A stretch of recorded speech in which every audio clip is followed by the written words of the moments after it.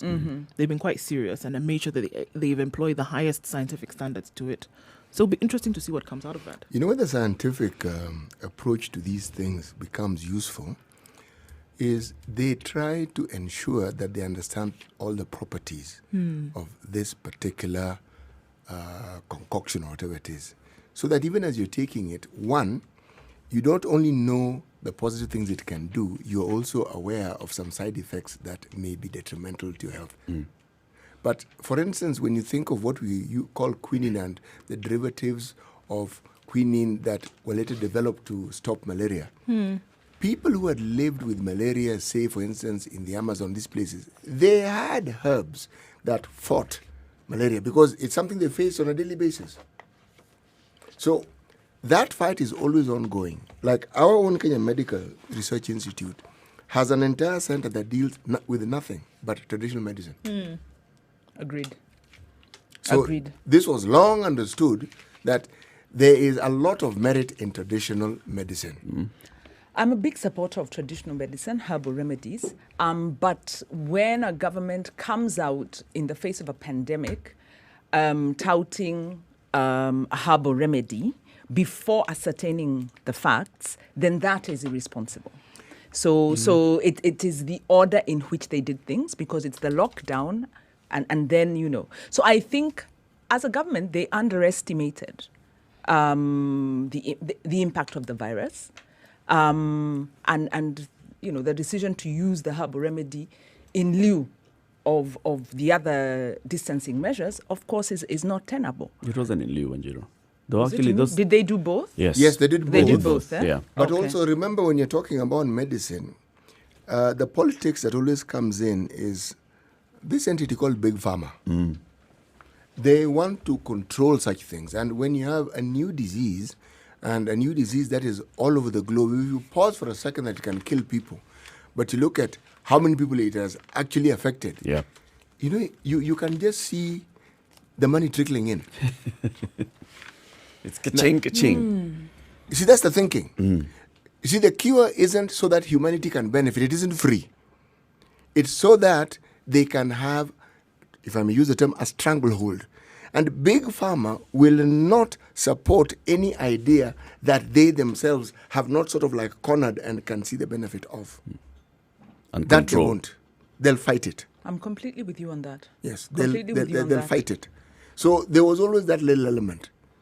You see, remember with HIV, we had Obel and Koech coming up with mistake number one, they called it a cure. Had they just called it treatment, it would have been difficult to argue against. Because it certainly did provide some relief from the ravaging consequences of HIV. It did. It, at some level, put a halt to the advancement of the virus, but it wasn't a cure. And then it hadn't gone through these rigorous details of passing through these tests where you understand the properties so that when you present it, the contraindicatives that are often in any medicine that you buy couldn't be provided. Now, that is what made it a little iffy. We talked about some fellow from Ghana and some of their own people who are supposedly producing fake cures. But when we asked this journalist specifically, have people complained of negative effects? He dodged it, never answered. Okay, have people complained or come forth with positive results? Again.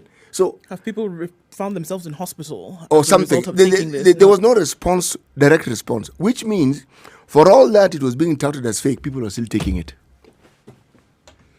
And for people to continue taking it, then you can only assume that it was providing some kind of relief. You can assume something. that You can they assume. found some benefit in it. And of course, at the end of the day, like you're saying, it's a big pharma stranglehold Yes. on the medical industry. And then there's the battle, or there's the new thinking around being as natural as possible, going for natural remedies, going for herbal remedies. And then there's the international legal framework that works against countries in developing countries that don't invest sufficiently in terms of protecting their local knowledge. Yes. So there's that conversation. And you know, fair enough, to Madagascar. But of course, when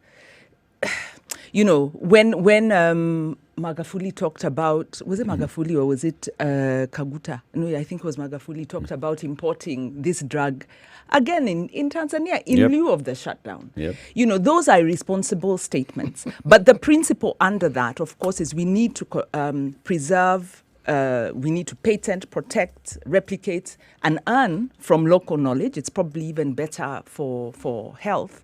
But governments also have to be responsible when it comes to their citizens. And I think any government that didn't institute the measures to lock down and distance in the first instance, you know, that was irresponsible because they didn't know what they're dealing with. The pandemic, there's so much that's not known about COVID. And there's so much more that wasn't known,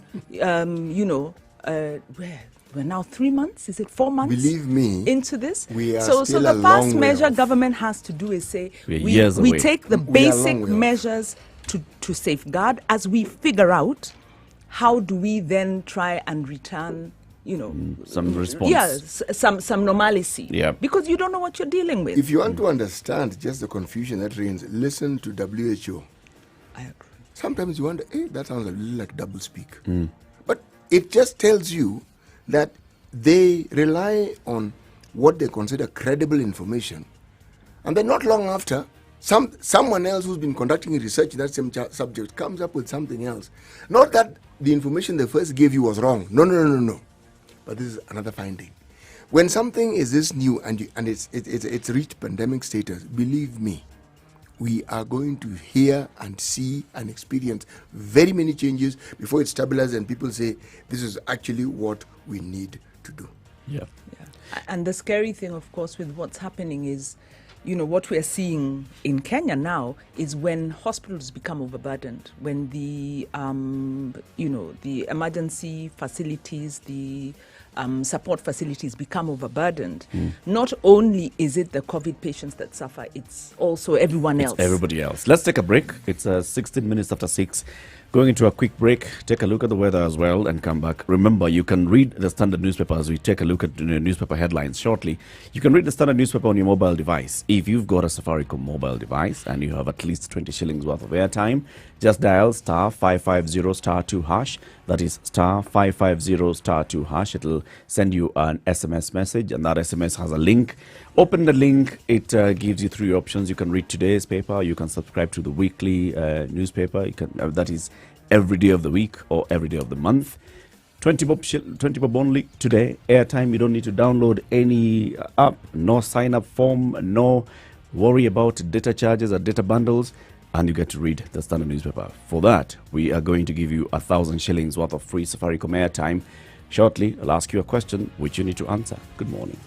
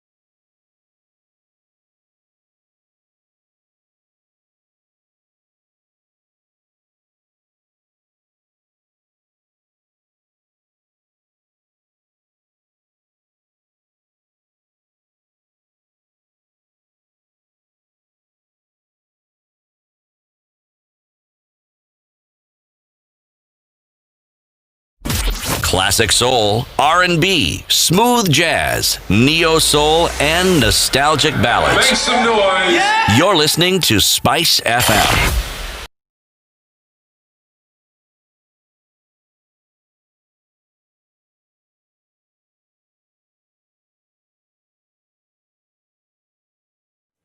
All right, it's a chilly Monday morning in Nairobi. We're looking at 13 degrees and a high of 22 today. Partly cloudy conditions, mostly cloudy conditions will continue through most parts of the city today. Looking into Nyeri, it's cloudy at 13. Chances of thunderstorms in the afternoon and through the evening with highs of 21 and lows of 13. Nakuru is mostly cloudy at 14 degrees. We'll see thunderstorms later with highs of 22. And in Eldoret this morning, where it's cloudy conditions at 13, likelihood of rains quite high with highs of 19 and lows of 12. Kisumu is cloudy at 20 degrees. We'll see highs of 27 and lows of 19. Chances of showers later in the afternoon. Taking a look at Kakamega, where it's cloudy at 17. Rain showers expected later with highs of 24 and lows of 16. Partly cloudy in Malindi at 25. Highs of 28 and lows of 24 with cloudy conditions, chance of rain as well. 24 degrees and partly cloudy in Mombasa. We'll see highs of 29 today and lows of 24. 19 degrees in Kampala, Uganda this morning at cloudy conditions. We'll see rain showers later with highs of 24 and lows of 18. All right, take a look at Dar es Salaam with clear skies this morning at 22. Those clear conditions likely continue through the rest of the day with highs of 31 and lows of 22. All right, go down south into Johannesburg, where clear skies will herald in chilly conditions, unfortunately, at 7 degrees. We'll see highs of 21 and lows of 4. Clear skies in Lagos at 24 degrees. That'll change later, though, with forecasted thunderstorms for the afternoon with highs of 29 and lows of 23. All right, let's take a look into Europe this Monday morning, where it's clear skies in London at 12 degrees, highs of 21 and lows of 10. In Paris at 13 degrees, clear skies as well. This will continue through the day with highs of 22 and lows of 12. It's still Sunday night, but when Monday morning heralds in New York, it'll be 27 degrees and clear skies, highs of 33 and lows of 23.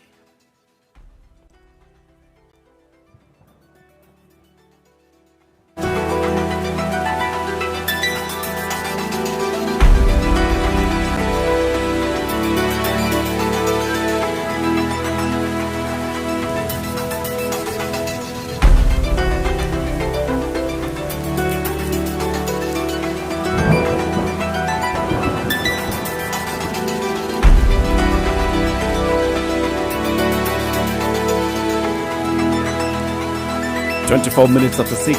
Thank you very much for tuning in to Spice FM this morning. This is the Situation Room. It's Kenya's biggest conversation. In the room this morning, C.T. Muga, Nduoko, Eric Latif, and our guest host for this week, Wanjiru Gikonyo, the Executive Director of the Institute for Social Accountability. Now, for 1,000 shillings worth of free Safaricom airtime, we'd like you to read the Standard newspaper on your mobile device by dialing star 550 star 2 hash. That's star 550 star 2 hash. Only 20 bob worth of airtime, and you're able to access this newspaper now. If you want to win the 1,000 bob worth of airtime, go to page 3 of the Standard. The headline: Filthy Rich Nigerian Socialite Charged in the US over Cyber Fraud. And this is a story of a Nigerian Instagram celebrity with 2.4 million followers and known for his flamboyant lifestyle, who could face a statutory sentence for money laundering and cybercrime.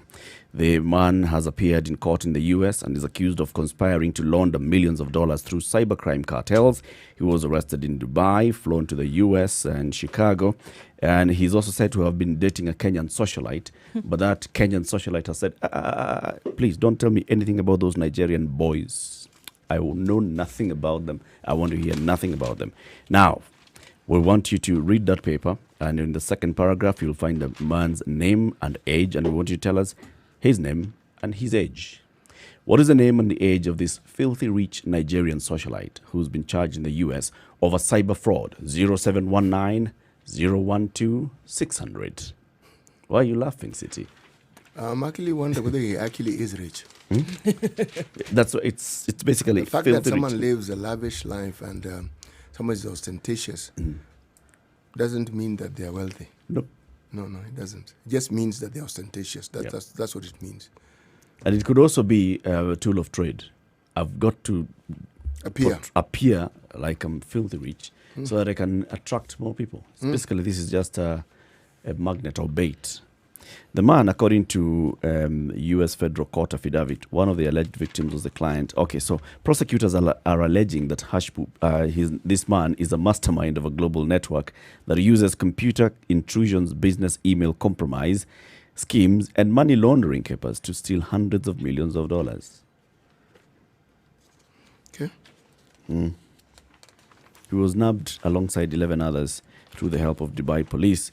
And when he was seized, nearly 4.3 billion shillings, 13 luxury cars worth 720 million shillings, and phone and computer data containing more than 100,000 alleged fraud files and the addresses of nearly 2 million possible victims. Proper business operation. 0719 012 600. What is the name and age of this person? Page 3 of the Standard. Second paragraph has the name and age. Let's talk about other headlines in the papers. Ndu? Yes. Bombshell for Sonko as agency queries 500 million shillings.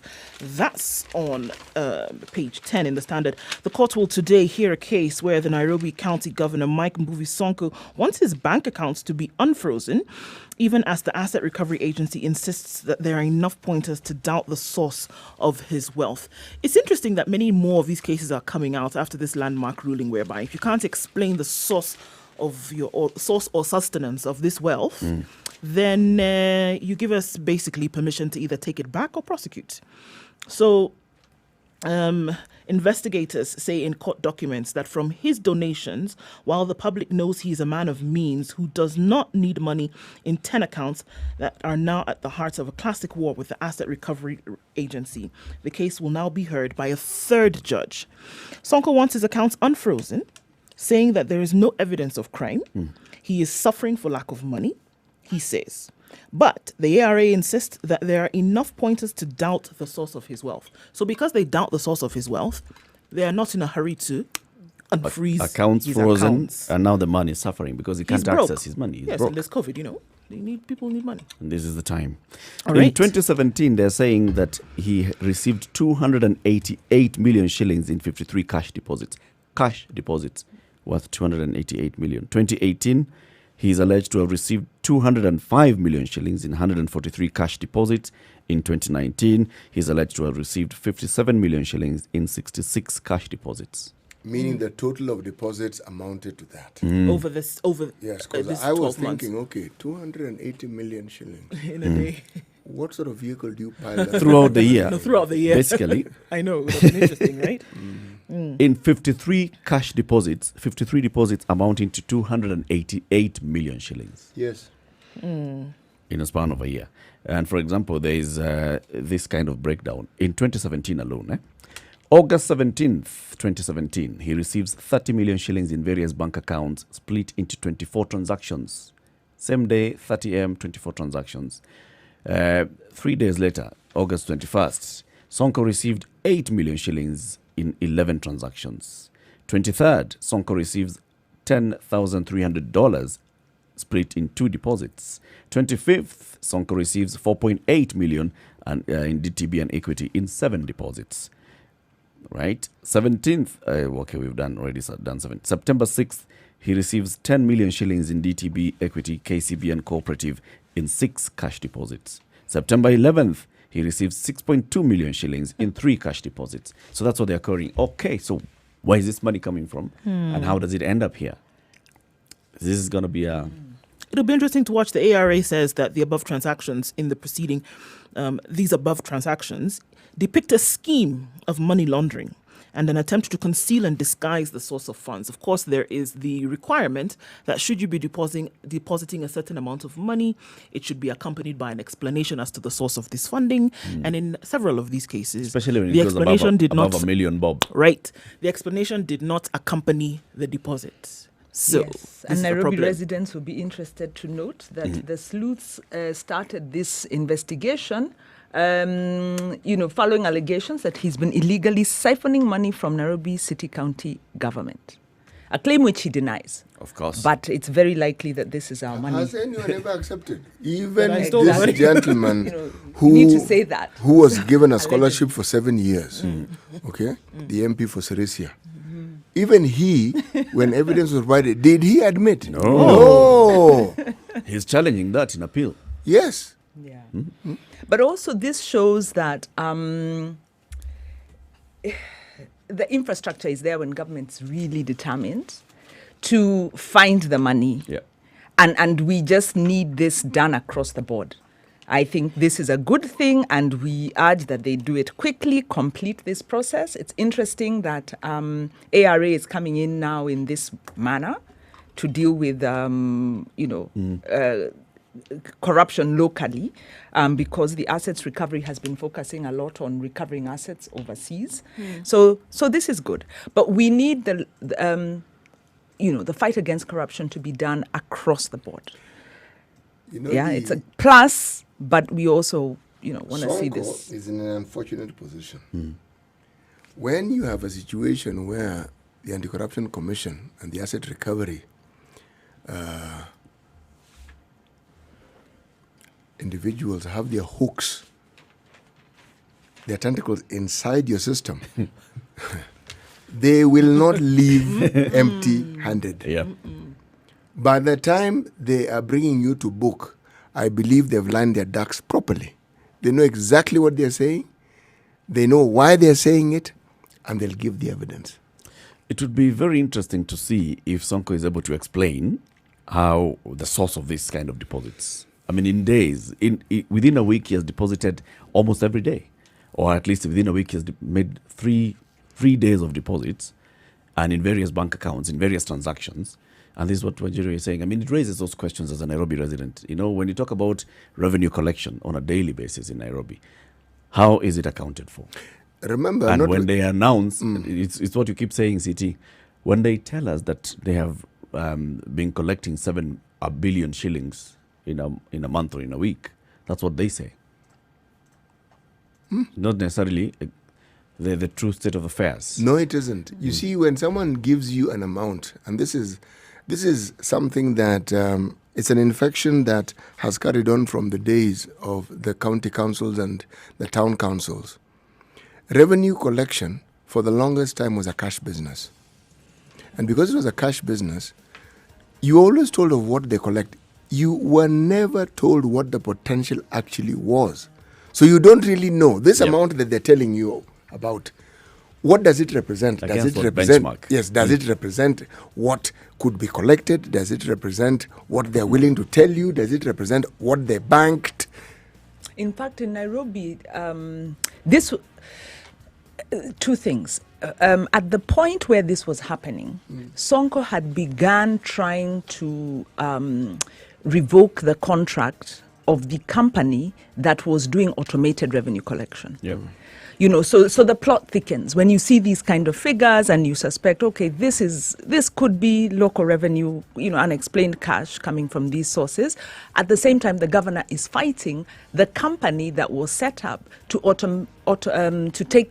collect this money in an automated manner, and this money is then deposited in a manner that cannot to make it cashless and make it to insulate it from this kind of corruption. The other thing is that at this point, the governor the county was also talking about doing this audit to establish the revenue potentials. Yep. They had this digital thing. They had put some, 1 or 2 billion shillings, and this is a project that's always on the Nairobi County books. Let's establish our potential, and map it out so that it's clear. Do you know to date how many such studies have been done? Every county government, every local authority comes in and says that. At 25 minutes to 7 o'clock, let's take a look at traffic, what's happening on the roads this morning. And remember, you have about 25 minutes also to win this 1,000 shillings worth of free Safaricom airtime. Just dial *550*2#, read the Standard newspaper, go to page 3. You'll see the story of the filthy rich Nigerian socialite charged with in the US over cyber fraud. Second paragraph has the name and the age of this gentleman. What's the name and the age of the gentleman in question? Good morning.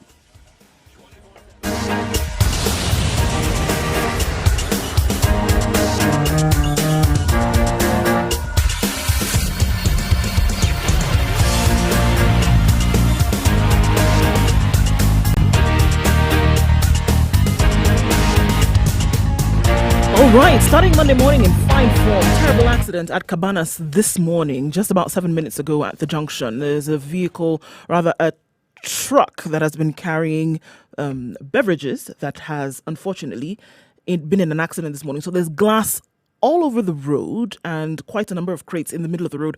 So as you approach, please approach with caution because that is yet to be cleared up as we see it. So Mombasa Road likely to be a mess very early this Monday morning. We're going to see an influx of traffic on Thika Road today, people coming back into the metropolis. So we will have some traffic getting into the CBD as heightened traffic comes in on Thika Road. Apart from that, things are still waking up a little bit here and there. Langat Road is looking good, as is Ngong Road. Coming in from Westlands on the 87, the Red Hill bypass is clear, smooth, ready to go. But we will see some issues right around the roundabout in Westlands as you head into the CBD. This is what it looks like. It's waking up in some areas. It's already chaotic in others. We'll take a look around at the rest of the country in a short bit. Spice FM KE. That's how you can reach us on Twitter. Let us know what you see. It's Monday morning. The drama has already begun, but we want to keep it as sane as possible.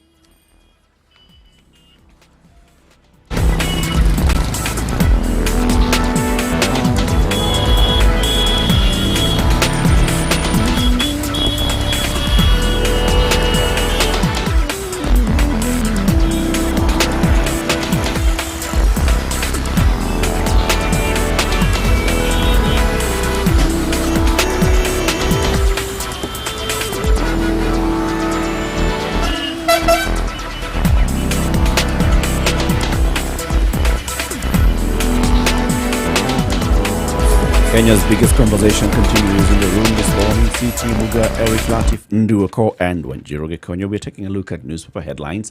What do you have that's interesting, Wanjiro? The big story about Malawi and how Malawi managed to turn their, a situation that was very similar to what we had in Kenya, but this turned out to be a positive win for the opposition candidate. Mm-hmm. And the headline really is talking about Paul regrets and, questions about Raila Odinga's decision to boycott the 2017 repeat poll has come under the spotlight following the victory in Malawi. And this gives us cause to reflect. Maybe our trajectory would have been different had decisions been taken differently. So number one, it affirms the fact that there was electoral fraud and there was a Supreme Court decision, but also beyond the manipulation of the electoral process, there were the decisions that were then taken by the opposition on behalf of half of Kenyans who are unhappy with things that now land us in a situation where people are feeling quite helpless.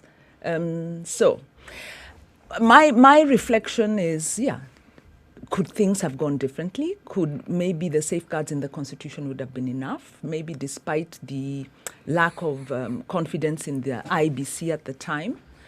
But then they say, when you're regretting, you have 2020 vision. Yep, hindsight is 2020. Are the circumstances the same as what happened in Malawi? They are. Well, first of all, Kenya was the first country. In fact, one of the first in the world, but definitely the first on the continent to nullify a presidential election. So that was a big thing. Mm-hmm. And Malawi, I think theirs was a few months after that. They were encouraged. And it was similar. It was similar, same circumstances. Challenging the process, and the judges found that same circumstances. There was cause for repeat. There was cause. And then they went for the second round, right. And that's when, in the first round, had Lazarus won. Lazarus being who? The current president. President. Now. Lazarus believed he had won. Yes, he hadn't won, but he believed he had. Who had the Electoral Commission declared as the winner? According to official results? Yes. The incumbent. The incumbent. The incumbent had won in the first round. Yes. And then they went now for the second round. Right. And then the opposition carried the candidate day. won. Mm-hmm. And a so, proper and managed margin. to remove the incumbent. With a proper margin. Well, with a decent margin. With a decisive margin. with a clear margin and with a credible result. Yep. And also around Malawi, there were very spirited stories about how the opposition were able to rally citizens and to protect, to really come out very clearly around the vote. And also the courts We read of the courts receiving threats and saying, despite threats to our life, we will ensure this process goes on. So the trajectory for Malawi, it's a major breakthrough, because when citizens and public officers take a stand against impunity and win, you reinforce your democracy, and you tell everybody the law works for us, and we have to stand for the law despite the cost. In our case, we are very disempowered, we are very discouraged, and we are feeling the constitution doesn't really work, and politics doesn't work. So our trajectories are miles apart. Or would you say we are realistic about our own position as I think Kenyans? it's our leaders not selling us the right hope. Because if you look at Malawi, it was about the leadership, like you're saying, selling hope to the people and telling them, look, guys, if we do this, we can win, right? In the case of this country, look at 2002. It's the same kind of thing that happened. If we actually do this together, we can win. I think, and this is what happened in 2002. I think in and the rest Kenya, of the time, we bring that to the fore, and then we start clawing back. Like now, I'm looking back at 2017, after the nullification of the election. Instead of focusing on, now, guys, we have this chance to show and to protect our vote, we went into Chiluba must go. Let me ask this We question, focused Eric. on- Have we ever had that server and the contents? Has it ever been opened? no, it was never opened. Is there a likelihood that so long as this government is involved, it will ever be opened? Well, No, there's no clamor for it to be open anyway, even in the handshake. Well, you're talking about the server. There's also Chris Musando's death. I think there were differences in the circumstances, and if we go back to that point, the kind of tension, the kind of almost the blood, there was bloodshed around that time, and so that was different. I don't know. It would be interesting to compare. I don't know enough about Malawi and Kenya, but definitely the level of impunity displayed by the administration, I think, also influenced the decisions of the opposition. And so there was such a lack of trust and a lack of confidence that the opposition opted out of the formal process. In hindsight, comparing, so the point you're making is perfectly legitimate. Maybe it's difficult to compare Malawi and Kenya, but we can't but look at this and think, oh man, Malawi is beating us at this. You know, one thing that Lazarus did, His Excellency, the President of Malawi did, he actually got areas and places that previously had never supported him in the first place to support him. There are parts of the country where people just didn't bother voting. They had said, so long as people like Mutharika and so forth are in power, this thing, he got those people to vote. The person you'd compare him with is Obama. Because Obama also got the minorities. Very, very, yes, places and his campaign strategy. It was strange. It was door-to-door campaigning, even young people campaigning for him. It was unusual. The problem or the difference with ours, there's nothing unusual about the way we go about our elections. But I don't when we have this broad sweep, it disempowers us. I think one of the factual things that was very different was the way the second election was run. Because look at Malawi's second election. They had a period between the annulment to the second election and then the determination. If you remember in Kenya's situation, the cards were all with the executive. And the decisions being made then were being made to the disadvantage of the opposition. And at that point, Raila Odinga actually said... How do you mean? At that point, Raila Odinga actually said their narrative was, let's have a level playing field if we're going for a rerun. How can the timing be determined, the dates being determined, the factors around it are all being determined? Elections are not, a fair election, and in fact that was the ruling of the Supreme Court, has to be based on these objective parameters, on yes. the parameters.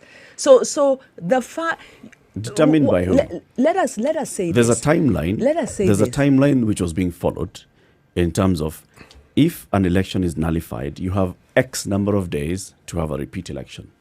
The IEBC went to almost the last day. So about timing and all, one could argue, but also one could say, if you just look at how many days do I have to campaign for the repeat election?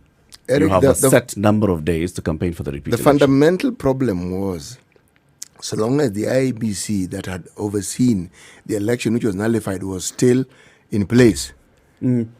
Which is what That was the argument. So long as it's these people running this election, You're not going to get a different different result. results. And for me, that argument never holds water. By the way. Why? Because you don't have time to change an electoral body.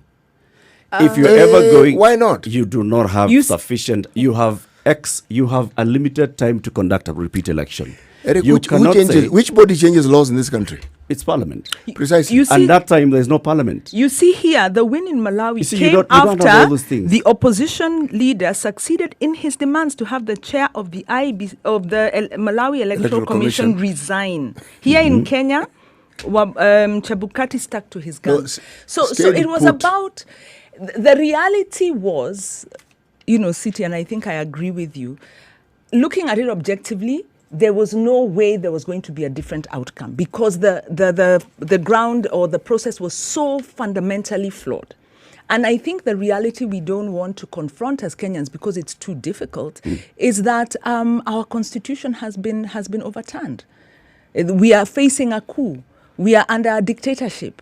We have a president who violates the law at every step. And we don't know what to do because we're saying He's supposed to protect it. He's supposed to protect it. And he uses it when it favors him, and then he violates it when it doesn't. So that is our reality. And the truth of the matter is, African countries are going to overtake Kenya as we quibble about our corruption and our politics. We will be overtaken by countries like Malawi that get their governance right, because it's not enough to say that we are a world leader, we are very well positioned strategically, and we've got the kind of this historic recognition as an economic hub. We are going to lose that because we can't get our governance and our Let's take a quick break, Siti. Let's take a quick break. Let's talk about the port and operations at the port. So if you are importing something for the first time and you know that you're going to be importing it through the port of Mombasa, do you know what you need to do? Say you wanted to import a vehicle, you wanted to import some cargo from China, it's left China, it's a container that's coming to the port of Mombasa, and you want to use this for business, you absolutely have zero idea of how to get that cargo out into your business. And this happens a lot of the time. So you find that people end up falling prey to unscrupulous business people who call themselves agents and clearing and forwarding agents and all, who get half of your money that you've used to import these things just because you do not know the procedure and the processes that are to be employed. Now, the Kenya Ports Authority, which manages the port of Mombasa, among other ports and container depots, has come up with a platform where you can get information about the processes of importing and exporting at the Kenya Ports Authority. They are calling it Captain Cargo, and Captain Cargo is on their website, www.kpa.co.ke/Captain Cargo. And cargo is K-A-R-G-A-O. Captain is captain, the way you write captain in English, and then cargo, K-A-R-G-O. We'll be telling you a lot about Captain Cargo and how you can access Captain Cargo, what kind of information and services that Captain Cargo offers. So just keep it right here on Spice FM. Good morning. It's 11 minutes to 7.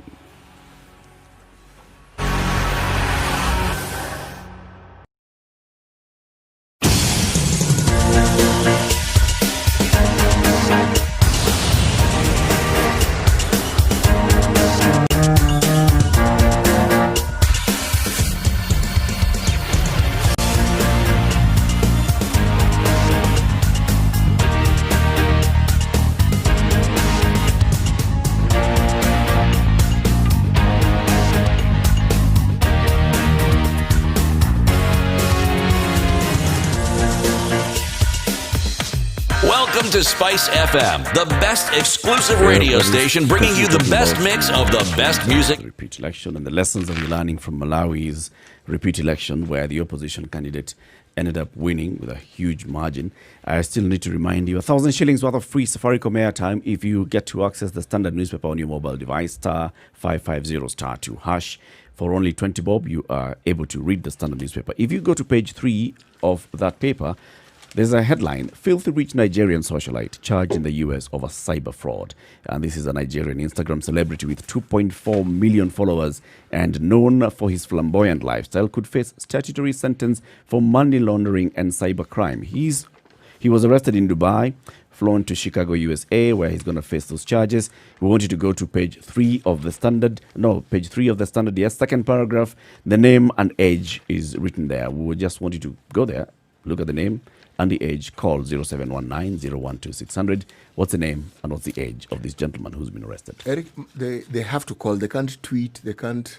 No, just call. We have to call. want to have a conversation, a one-on-one conversation. 0719-012-600. The name and the age of this gentleman. So back to the IBC. You know, Erica, when you and I were doing very well, and I was agreeing with her until the point where the dictatorship mention came in. There we don't really agree.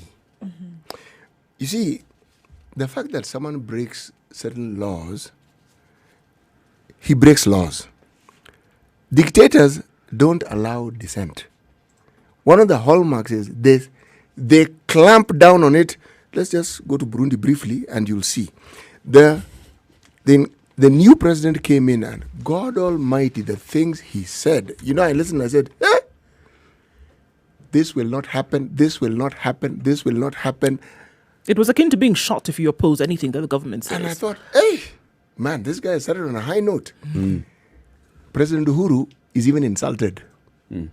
People say all sorts of crazy things about him. He tends to want to hold on to power using instruments that we pray he wouldn't, like ignoring and simply overriding the constitution.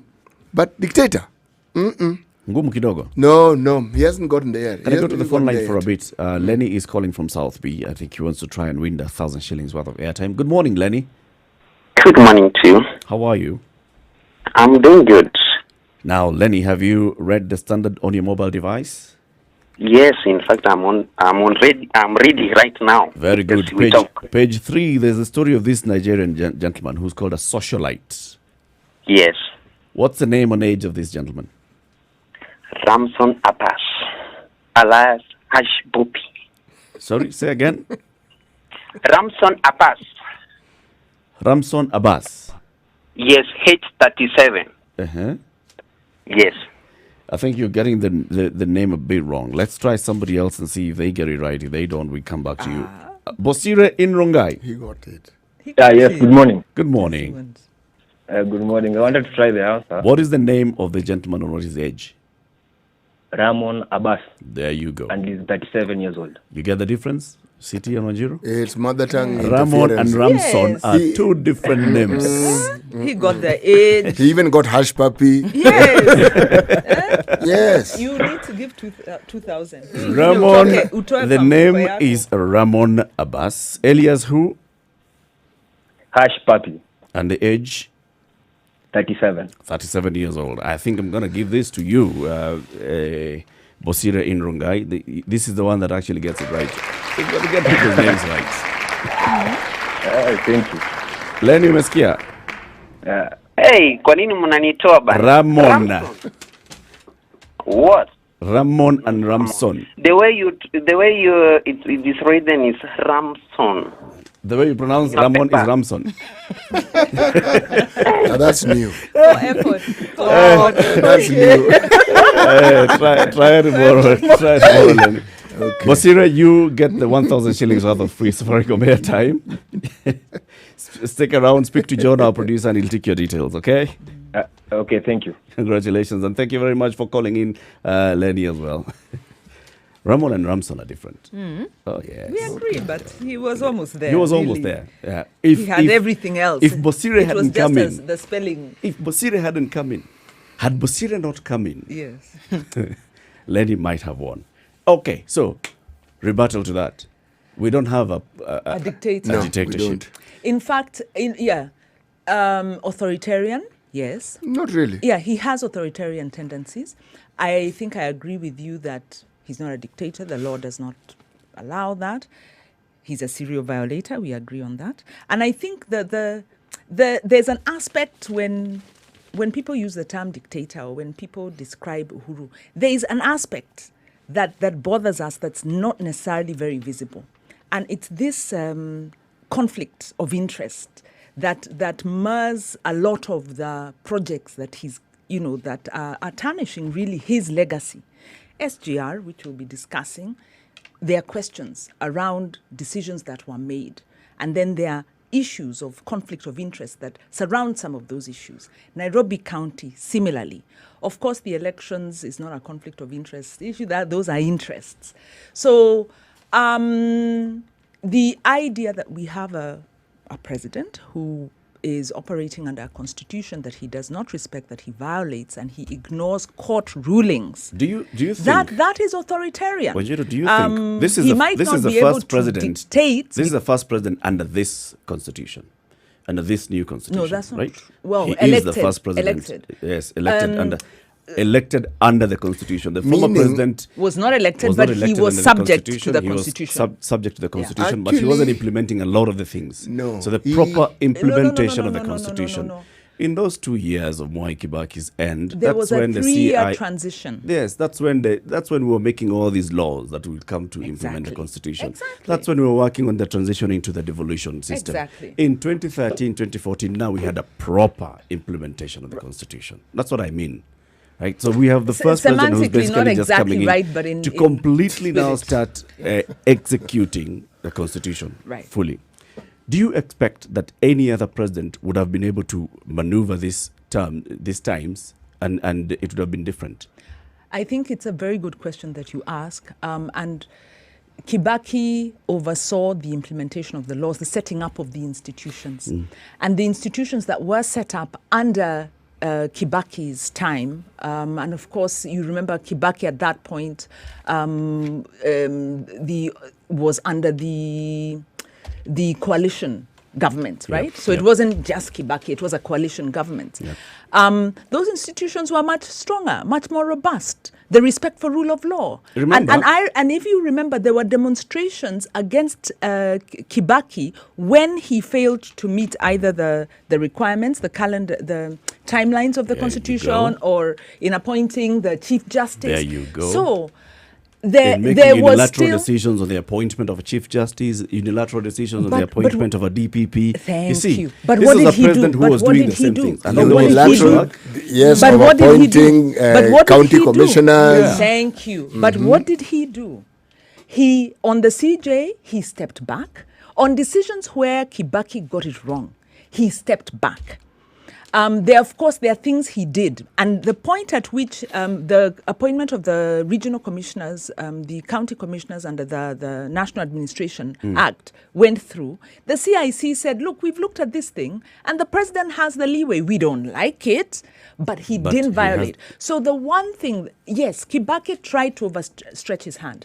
The executive will always do that. But he always then came back and tried, he sought to abide by the Constitution.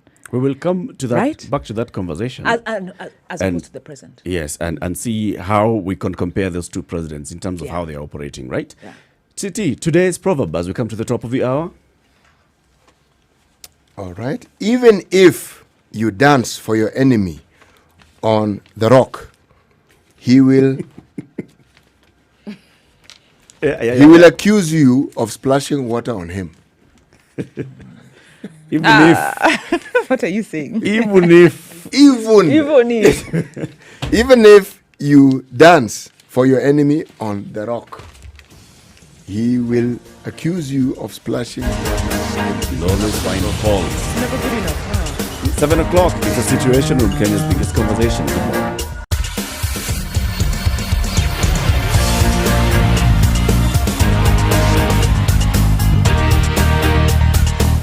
Easy streets on Long Road all the way into the CBD, getting through the City Mortuary roundabout. Not going to be much of an issue there today. Monday morning is looking like a good one all the way from Gong and Karen into Nairobi. We have the issue we had around Cabanas on Mombasa Road earlier on. It's still there, still trying to be sorted out. So as you approach, please approach with caution. It's already building up from the SGR all the way down to Cabanas and then slightly on forward towards General Motors. Shouldn't be too bad after that though. All right, take a quick look into Mombasa. We're in the middle of the town. It's not too crazy. Traffic is normal and you won't have to wait too long to get where you're going. Neither will you have to wait too long in Kisumu either. In and out of the city, it looks pretty good this morning. All right, let's look at Thika Road where there's an influx of traffic inbound on Thika Road and then into the CBD right around the Pangani underpass. It'll take you a slow minute to get out of there, but it shouldn't be too bad. We'll keep an eye on it and let you know what it looks like. You have information for us, let us know as well. The eastern and southern bypasses look pretty good this morning for Monday. Hopefully that won't be too bad later. Remember, let us know what it looks like in your neck of the woods. Spice FMKE on Twitter. That's how you can get in touch. Let's help each other to keep it moving this Monday morning.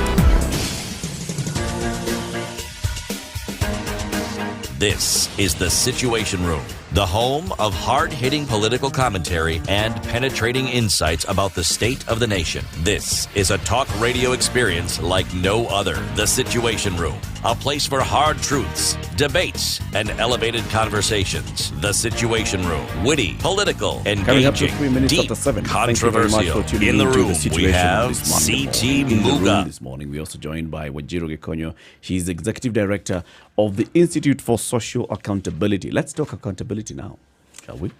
Right. And of course, at this COVID time, one of the big issues is, government funding for, safety nets, looking at how to provide the medical equipment and facilities that are needed to deal with the pandemic.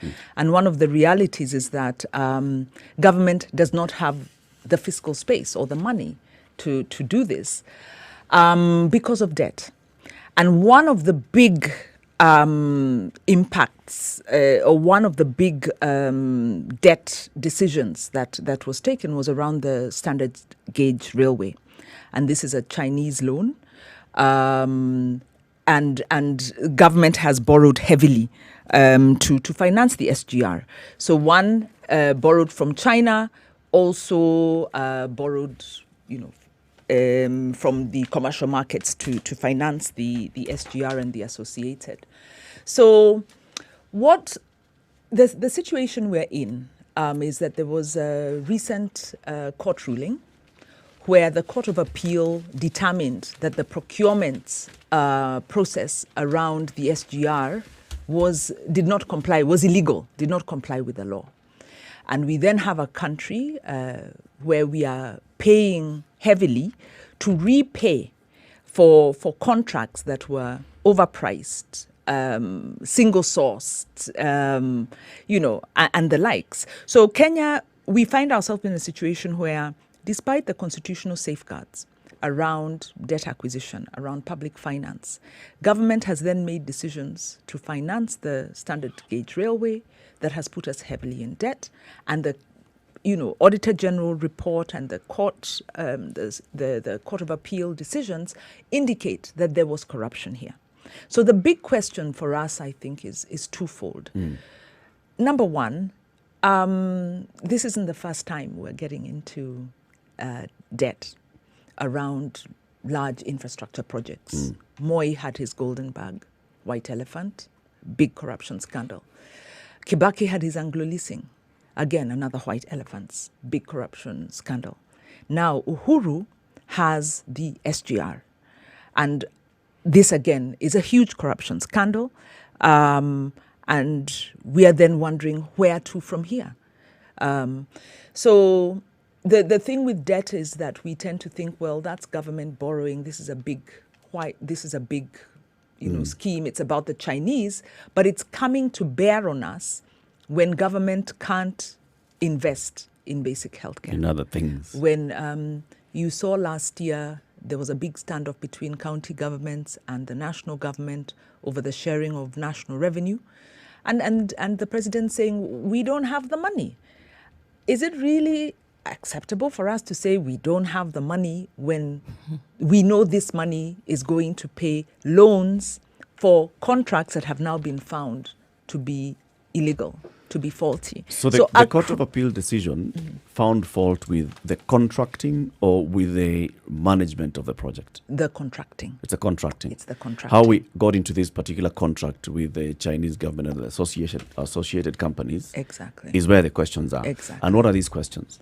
Well, those are the questions that we hope Sheila Masinde will unravel for us. But they are around the procurement process. Yeah. Eric, with the contracting, it's not even who we got. I mean, that may be part of the questions that you're going to ask. But in the fine details of what we get, how we secure it, how we pay it. Our problem is always in the contracting. This issue of Kenya Airways, you'll find the issue of contracting comes in again.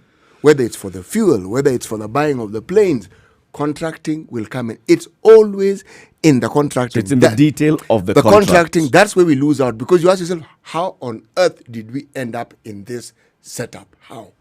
Yeah, so this was in the procurement, and I think Sheila Masinde will highlight what part of the procurement process, and there are several parts. One, okay, you draw up a contract, you identify the providers, then also there were processes that took place around this because there were land acquisitions. So contracting usually it happens at many levels, and so we'll get the technical details around that. But the principle for me and the bigger question is, what do we do about this? Because we tend to reveal these scandals. It's already done and dusted. We all get very, very upset about it. But that's about it. And then business as usual. And so presidents have calculated and said, look, all they'll do is talk. At the end of the day, big deal. Mutadu. As we introduce Sheila Masinde, who's the Executive Director of Transparency International, Kenya Wanjiru, how do we tie in this conversation to sovereignty? I mean, where is our sovereignty now coming to question? It's a very painful issue. And it's not only Kenya that's facing this. And there's this Okoa Mombasa coalition that has already started this conversation. Sovereignty is around the contract. Because the contract through which the Kenya government got into this agreement with the Chinese government has a clause that states that arbitration on this contract will be based on Chinese law and not in line with Kenyan law, and actually says that this issue of sovereignty does not come to apply in the arbitration process. You cannot argue sovereignty. You can't. At any point during arbitration or any conflict. Which means our government at some point ceded our sovereignty. The second thing is you collateralize debt. You say, yes, we're going to pay and these are the terms. And if this doesn't work out, then this is the collateral that we're offering. Now, this contract has never been made available. And Okoa Mombasa coalition has been pushing for this. Katiba Institute went to court also pushing for this contract. This contract has not been made available. Okiom Tata also. This contract has not been made available, so we do not have the fine print. And in fact, part of the conditions around this contract was not revealing the details of collateralizing. So Article 1, sovereignty of the people, has been violated. And the question we have to ask ourselves is, the reality is that it's good to talk, it's good to understand, but it's not enough. When Moi violated, during Goldenberg, Anglo-leasing, we did not have these strong constitutional safeguards. And we have to ask, what do we do? And sovereignty is one thing that it's what we need to maybe borrow a leaf from Malawi, where the judges there said, we knew our life was at risk, but for democracy and of the country, we had to take this step. So I think as Kenyans, we really need to ask, are we prepared to stand for our sovereignty and pay Sheila the price? Masinde is the Executive Director of Transparency International Kenya. Good morning, Sheila. Hi, Eric. Good morning. Good morning to you. Thank you very much for speaking to us this morning. Welcome to the Situation Room. Thank you for having me this morning. You've heard our introduction and how Wanjiru has introduced this topic, talking about the specific loans that we took from the government of China to finance the SGR project, and it brings in the issue of sovereignty. And there have been decisions that have been made by the Court of Appeal in terms of rulings that found parts of this contracting to have been illegal, right? Yes. And the question we asked is, what exactly does the Court of Appeal have an issue with? Is it the details of the contract? Is it the revelation of the details of the contract? What exactly is it that the Court of Appeal found?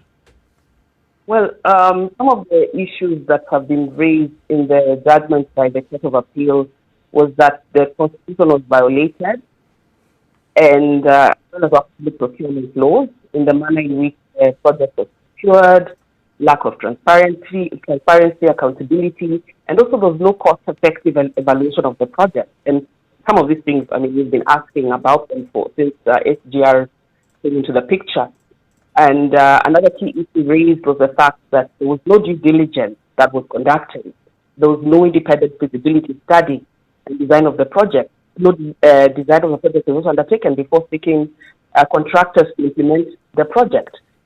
And had this been done, then a conflict of interest will have been noted as the China Road Company funded its own feasibility study, and then the same company is then contracted to build the SGR. Mm-hmm. And if we had done a proper due process, then we would have noted that China Road was ineligible for the award of the contract because it had also been blacklisted by the World Bank following corruption in road projects in the Philippines. So there was lack of due diligence. There is also the issue, and I think Wanjiru has raised this, the issue around single sourcing of China Road Company to execute the project. And this contravened various provisions of the Constitution, Article 10 on national values and principles of governance, and various other articles on public finance management, some of our laws on anti-corruption, the Public Officers Ethics Act, and others. And because of this, then, the court declared that the contract awarded to China Road was unconstitutional, irregular, illegal, and invalid. And then there was also the failure to undertake an environmental impact assessment before implementation of the project, because this is something that environmentalists have talked about for some time now. The SGR runs through a national park, and with irreversible and irreparable environmental impact, and this affects various other sectors, tourism, wildlife, environment, natural resources, and so on. But I think maybe just to highlight that there are many concerns that we have had on the SGR whole process, the contracting, and even now it's running. There's been a lot of questions and revelations around, transparency. And Wanjiru has said that even up to date, whatever we have, what is out in the public, like in terms of the contract, have not been issued by the government. These are details that have been gotten underhand and rather behind the scenes. So we have questions about transparency in terms of, what the government has yet to come to us and tell us the details of the SDR agreements, one with the Exim Bank and also with the China Road Company. There have been questions around corruption. We've seen suspected ticketing fraud scandals. There's been questions around mismanagement and inflation of costs. Yeah. So there are various concerns we have around the SDR. Many issues that I hear you mention, Sheila, and they make sense because these are issues that we've had being discussed over and over and over again. But what I hear you say is to the end of the contracting. Well, there is the issue of who conducted the feasibility studies. Did we have environmental assessment studies done? All those. But specifically to the issue of procurement of the loan, has the court pronounced itself on this particular matter? on the loan itself, this is how much we've borrowed, and these are this is the collateral that you've put in place, or this is what the agreement says? I think the court was more clear in terms of the process, Procurement. the process of contracting for the China Road and Company.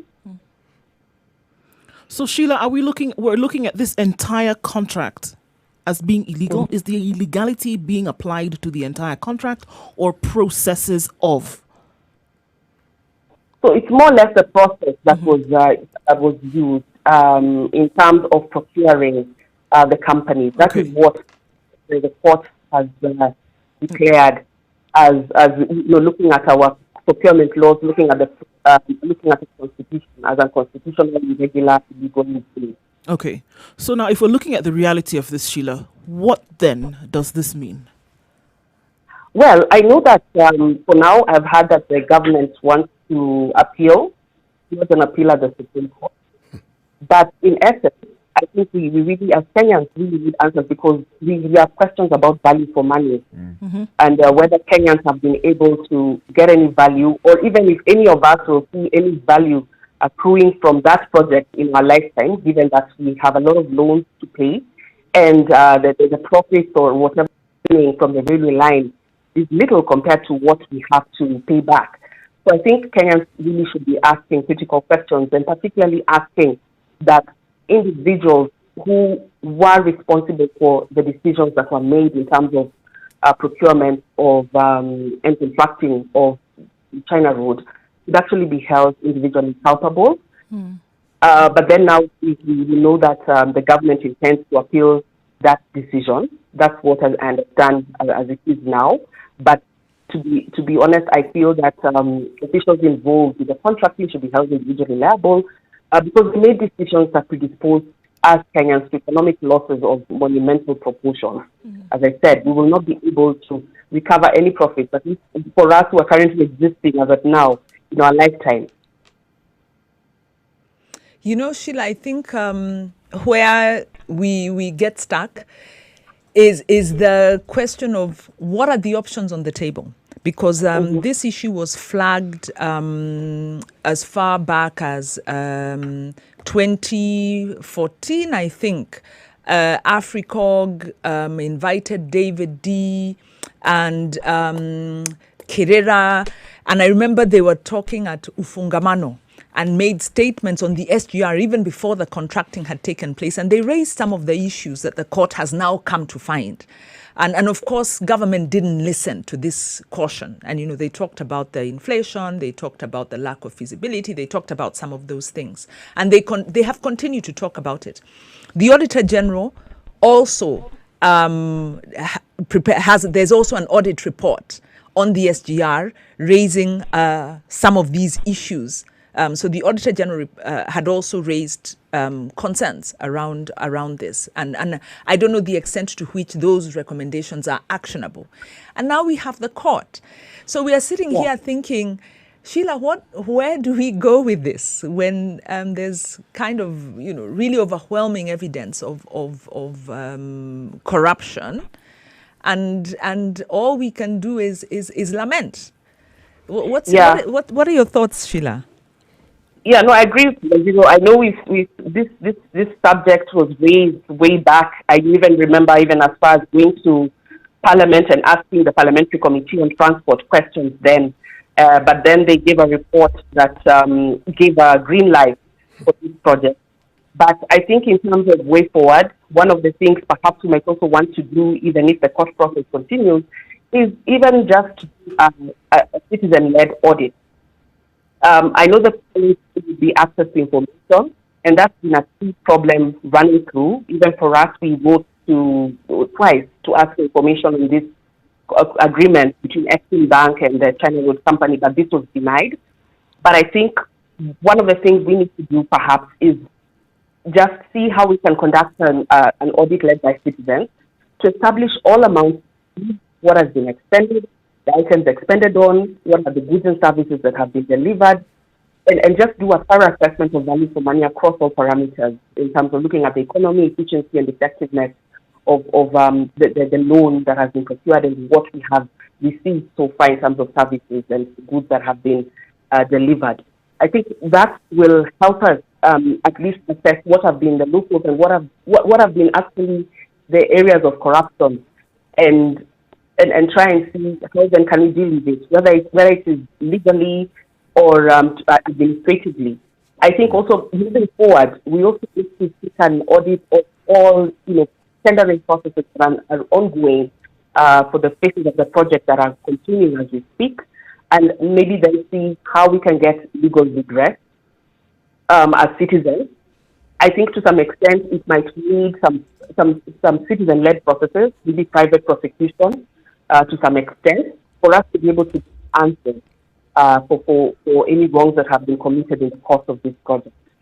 In terms of the individual responsibility, the officers who at every turn have enabled this process, either through omission or commission.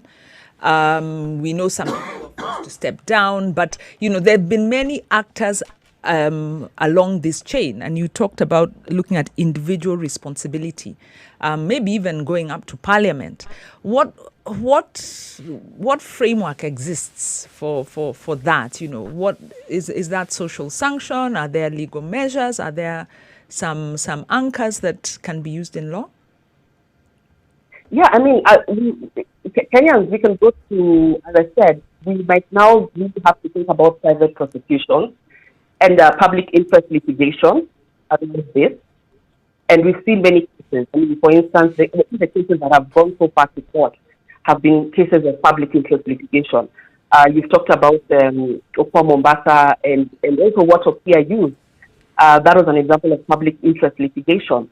I think because when you look at the wheels of justice and how long they move in this country, like currently we have some of those people, some officers from the National Land Commission and the former MD of the Kenya Railways Company who were charged in court, was it last year or the year before? But that case is still going on, and there are concerns that it will take long because of the complexities around the case. In average, our corruption cases take about 5 years to get a judgment. But that's why I'm thinking we might have to think about public interest litigation and see whether we can actually hold some of these individuals accountable. At this stage where we are, Sheila, because, I mean, you talk about looking forward, but here we have an issue that if you look at the face of it, it's a big deal. But then I also, unfortunately, hear those voices already that are saying this one is dead in the water. It has happened. There's very little that can be done about it. And so moving forward, we have to be a little bit more careful. Is that where we are with this? Is it already a done deal? Well, of course, we have to be more careful moving forward. We know that there's another phase that have been proposed for SDR. And now there are questions, and we really need to be asking government. Now that this judgment came from the court, what next? What is the government's move? The government has also given an advisory, that's the State Law Office, that for instance, the Kenya Railways should cut the contract or seek an early handover from Africa Star, company which has been managing the SDR. Right. But then you see there's still we don't have a decision yet from government how they move forward. So I think those are the kind of questions we should now ask government, like, what exactly is the risk for this contract, given that this is the amount owed. And of course, there are also concerns. Again, we also have to be careful because we have entered an agreement. And of course, we are internationally, looking at the international law, we have committed ourselves in terms of payment of this amount of money. So we also have to look at it, that despite the fact, this process has been termed invalid, but then we've already entered international agreement. So what does that portend? Really the government also should be coming to us and telling us, this is the way forward. This is the course of action that we plan to take. But moving forward, I think in terms of how we move forward, I think this was a good judgment. It sets precedent in terms of public procurement, particularly of large-scale projects. I think it says a lot about what we need to do in terms of ensuring that with open contracting in public procurement, in all the deals that are entered to on behalf of the Kenyan people. We need to ensure that bidding processes and negotiations are very open and Kenyans understand what is happening. Because by headhunting a single entity to build a railway, it obviously did not get value for money, and we may never see the economic returns from that rail line in our lifetime. So I think we've learned a lot of lessons in terms of open contracting, and it's also for us now as citizens to be able to actively advocate for access to information and also ensure that there's public participation in all these contracts the government is entering into on our behalf. Because open contracting will reduce corruption in this kind of processes, and it will enable us as citizens to also monitor any of these contracts and any agreements that have been made, so we're also able to hold duty bearers to account. So I, as much as I said, there's a lot of unclarity. The government needs to come forward and tell us, okay, now this is what we plan to do as a government, given that has happened in the past. I think we need to demand of the government to give us a way forward, because they're talking about, extension of the railway line to Malaba. And so already those are more costs. But where is even the money coming from? There are many questions that we need to ask from an economic standpoint and also from a legal standpoint. I hear you talk about this current government, and yet the contract is what was signed during the tenure of this government. The process of actually the SGR began in the Kibaki government, and there were players in the Kibaki government who were involved in that process. This government simply took over from where they had left off. Yes. Now, when one says that we will force the government, when one says we will ask the government, the question that comes to mind, which government? This particular one. Because since when has this government ever responded to questions of that sort in any meaningful manner? But the fact that this matter was taken to court means that the responses were inadequate. And people were inadequate, and they were fed up of whatever it is that the government was doing. And the government seems to be very committed to continue doing exactly what it keeps doing.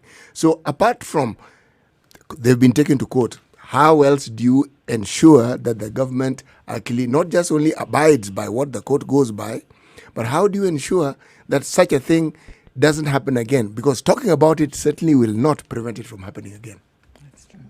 And that is why I keep emphasizing that we need to hold individuals personally liable for this.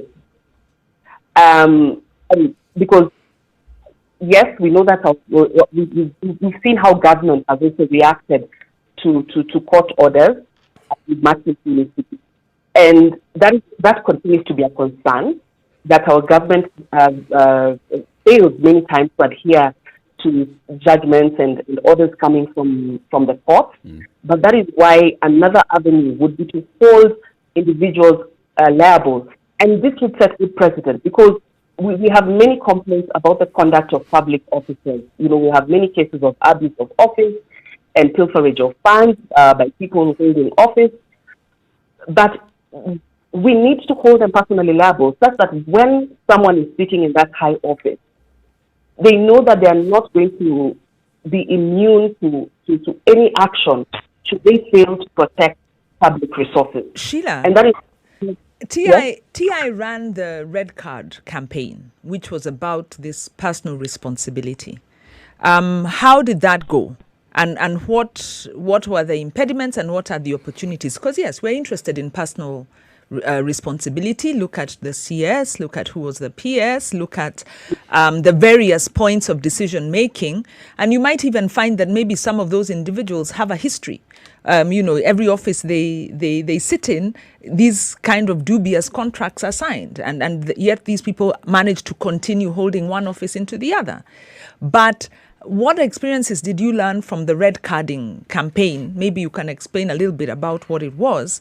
And if there is hope for us to hold individual public officers to account. Yes. I didn't hear part of the question, but from the end, I'll just pick it up. The red campaign for us was about ensuring that people who had integrity questions were not given the green light, were not given certificates of nomination by IBC to vie in the election. So TI Kenya, together with other civil society organizations under the umbrella of the National Integrity Alliance, this is a list of 20 people, having assessed various accountability reports of the Auditor General, Parliament, EFCC, and other court reports, and came up with a list of 20 people who we said should not be given clearance to vie for office. Unfortunately, the vetting processes did not take place as designed by law in 2017, and most of these people were given clearance to vie for office. Now, the upside of it is that if you look at half of that list as we speak now, most of them have been caught up in other corruption cases, particularly the ones who ended up being given the green light to vie for office and were elected. So, of course, we have a difficulty in Kenya, a big challenge, where it has been a custom that despite people having been accused or suspected of corruption, you'll find that they will get reprieve within their communities or within their constituencies. So some of these people got elected, but unfortunately were caught up in other new corruption cases. So I think it's a practice we also have to build this country, where we also inform citizens of, and I think a lot of them are seeing that now. You've seen what has happened in Nairobi. You saw what happened in Kiambu. The governors of those counties were actually among those listed in the red card list. And right now, you've seen that they're facing cases in court, and the Kiambu governor went ahead to be impeached. Can I ask you a direct question, Sheila? Yes? With reference to holding individuals accountable, does Transparency International have a list of individuals who they feel should be investigated personally? Well, we haven't built a list yet, but what we have done so far is we believe in evidence.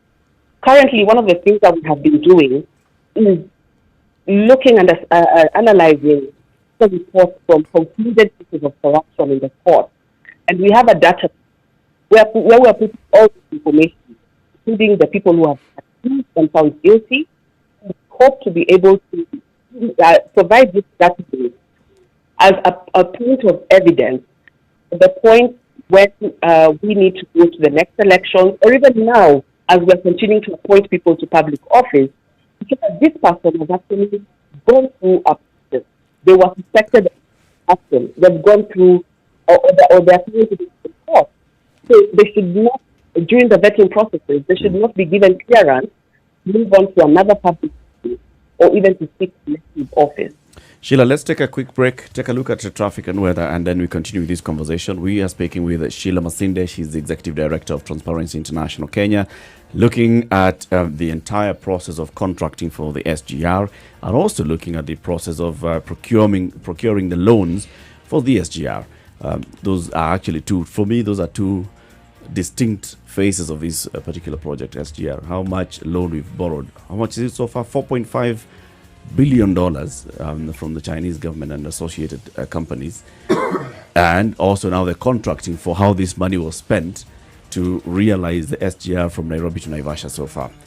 26 minutes to 8 o'clock. It's a Situation Room. It's Kenya's biggest conversation. Good morning.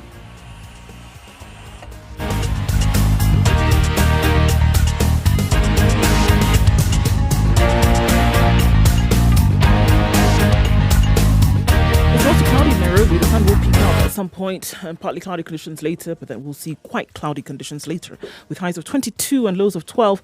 Taking a look then into Nyeri at 14 degrees, it's cloudy all through, and the chance of rain right high for the afternoon with highs of 22. It's mostly cloudy in Nakuru at 14 degrees, thunderstorms forecasted for the afternoon with highs of 22 and lows of 13. Looking into Eldoret, where it's mostly cloudy this morning at 13, we'll see highs of 19 and lows of 12. It's mostly cloudy in Kisumu at 19 degrees, we'll see highs of 27 and lows of 19. Cloudy conditions in Kakamega will hold rain for the afternoon for highs of 24 and lows of 16. It's partly cloudy in Malindi at 26 degrees. Cloudy conditions to ensue throughout the day. Highs of 28 and lows of 24. And 24 degrees in Mombasa and partly cloudy throughout today with highs of 29. In Kampala at 19 degrees, it's cloudy conditions this morning and a chance of showers in the afternoon with highs of 24 and lows of 18. Looking into Dar es Salaam, where it's mostly sunny at 21 degrees, and it will remain this way for most of the day with highs of 31 and lows of 21. In Joburg, it's 6 degrees and clear skies throughout the day. Sunny conditions will follow throughout today with highs of 22 and going down to a chilly low of 5. And finally, for now, in Lagos, it's clear skies at 25 degrees. It'll change later, though, with thunderstorms, highs of 29 and lows of 23.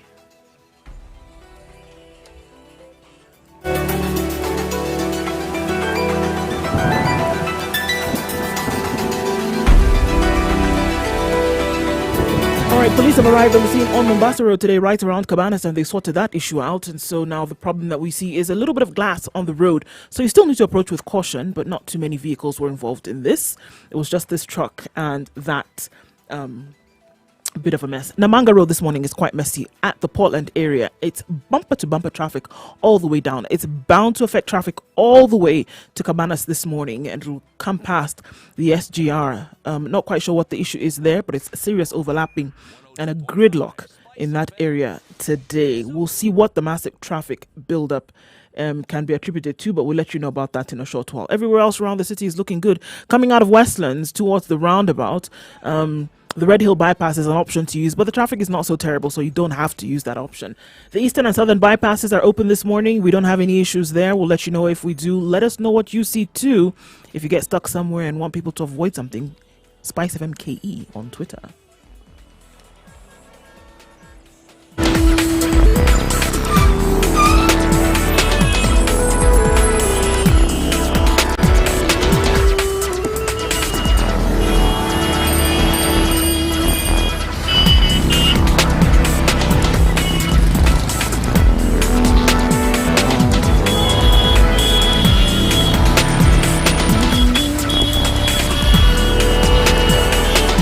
Three to 8 is the situation room. The conversation continues in the room. Eric Clark is in the report. CT Muga on the line. Spice up your life. The corruption that is the entire process of the SGR. Now, Sheila, when I hear when you talk about now the processes, there has been a lot of corruption allegations and suspicion of serious fraud happening. Even going into the land, the officers of the National Land Commission and Kenya Railways Company are under investigation by the EACC over procurement of land for this particular project. Then also you've raised the issue that has been taken even to the Court of Appeal in terms of how the contracts were awarded to China Road for doing this project, how the contracts have also been awarded to the company that is managing the railway services for now, how much we are paying them, and that entire process.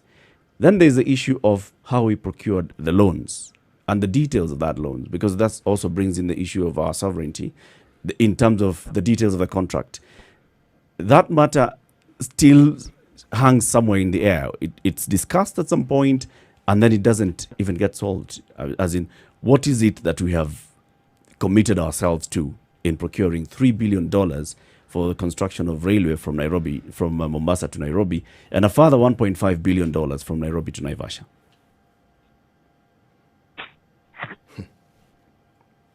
Sheila, are you there? Yes, Eric. So you just repeat the last question? Yes. So my question is with regards to borrowing and the details of the loans that we've taken. Yeah. Do we have any semblance of clarity on what exactly we put ourselves into? There's really no clarity because we don't have the details of the contract. And as I said, what is out there, and even the court expanded it from in its judgment, because it was said that it was not gotten in the right way. So we don't have the details of the contract to be able to scrutinize it. And it's really one of the things that we've also been lobbying for in terms of in terms of loan, our loan agreement. What information is out there in the public.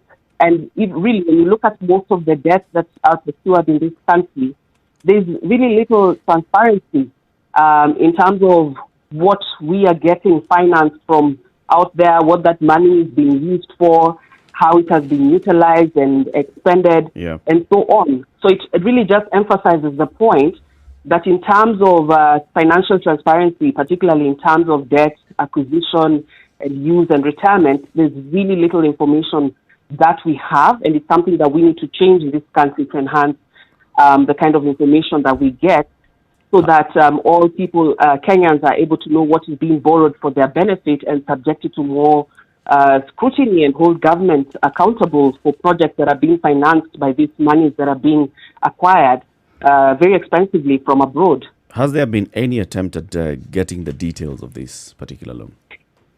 For the SGR loan, at least from our side as TI, we wrote twice. We wrote twice in 2015 to the then permanent secretary for transport and infrastructure, requesting that the documents relating to, one, the procurement of China Road and this company to carry out the first phase of the project, and also the grant agreement with Exim Bank regarding the financing, be given to us, so that we're able to assess the integrity of the process. However, this information was denied, despite the fact that, the first time, actually, we didn't get any information, and we had to write a second time after about a month. And when the letter came back, we said that this information cannot be given to the public. Of course, now we understand, because when you see whatever information has been leaked in terms of the details of the contract, it imagines that these details are not supposed to be provided to the public without the approval of the China Bridge. That's how I understand it. Which brings me now to the question of we, the people of Kenya, in exercise of our sovereignty, how can we demand access to this information? What does the law give us? What does the Constitution give us in terms of tools that we can use?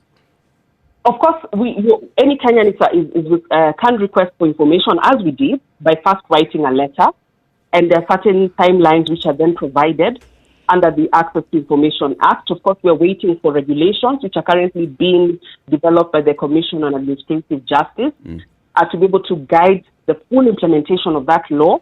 But even as we speak now, just because this is provided for under the Constitution, everyone has a constitutional right to access any information held by the state.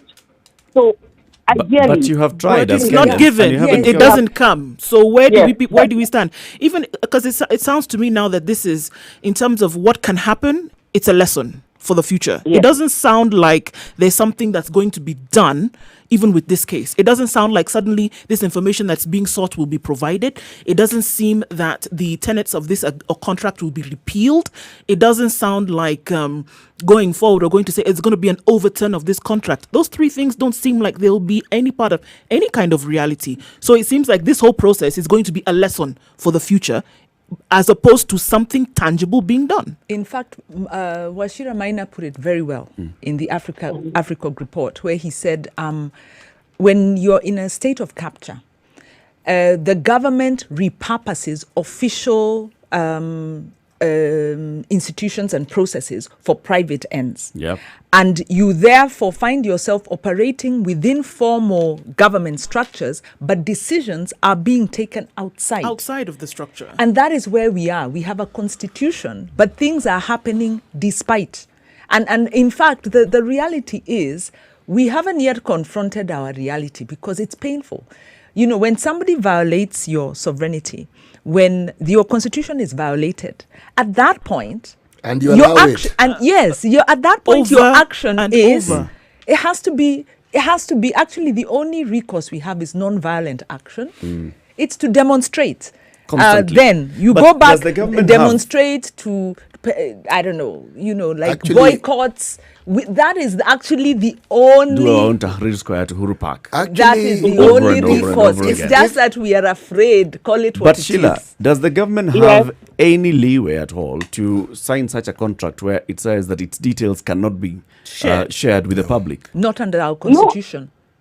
No. Absolutely not. Our constitution is very clear in terms of the public finance, management and access to information. So no, this was something that is certainly done outside our constitution and violated our constitutional rights as Kenyans.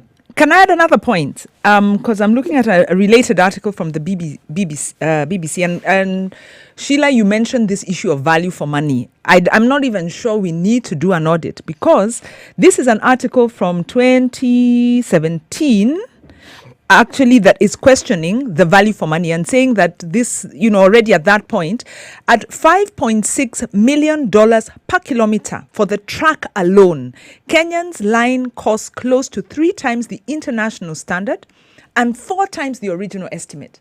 So whatever was estimated in the original Kibaki agreement was a quarter, was a quarter of the cost that was that ended up. Yes. A second point. When last year the president went to China to negotiate again, can we get the Naivasha now? We want to go all the way to Malaba, because we still don't have a railway that gives us the solution we need, which is the coast to the border. We don't. We are less than halfway. China refused with the loan. And so what did government say? They said, we'll rehabilitate the existing line. Now, the World Bank had recommended to Kenya in 2014 for us to that they rehabilitate this line, because they said, number one, you do not have the volumes to manage, to justify, to pay back the loan that the one quarter loan, not the quadrupled. So at the original cost, they were saying, look, first build up your business to be able to pay off, because you borrow, you have to pay. Yep. So apart from corruption, Sheila, there are also questions around sustainability, and the Constitution actually has a provision about it has very strict principles in terms of sustainability of development. So it's possible that we could go to court to argue about those issues of sustainability, but it brings us back to the point that this government doesn't really care about court rulings. and so even if we go to court, we come back on that change particular will only issue come when citizens are felt. What even was taken to court felt. in terms of the details of this contract, and Sheila, you've alluded to that, was expunged because it was said, look, you're bringing me rumors before court. How did you acquire this information? Well, it's not the right way of acquiring information. We need to have a way of knowing what exactly does this contract of our loan say. And the question is, how can we get that information? No, it wasn't as we go into expunged, it? because the court has already ruled based on what was available in the public domain.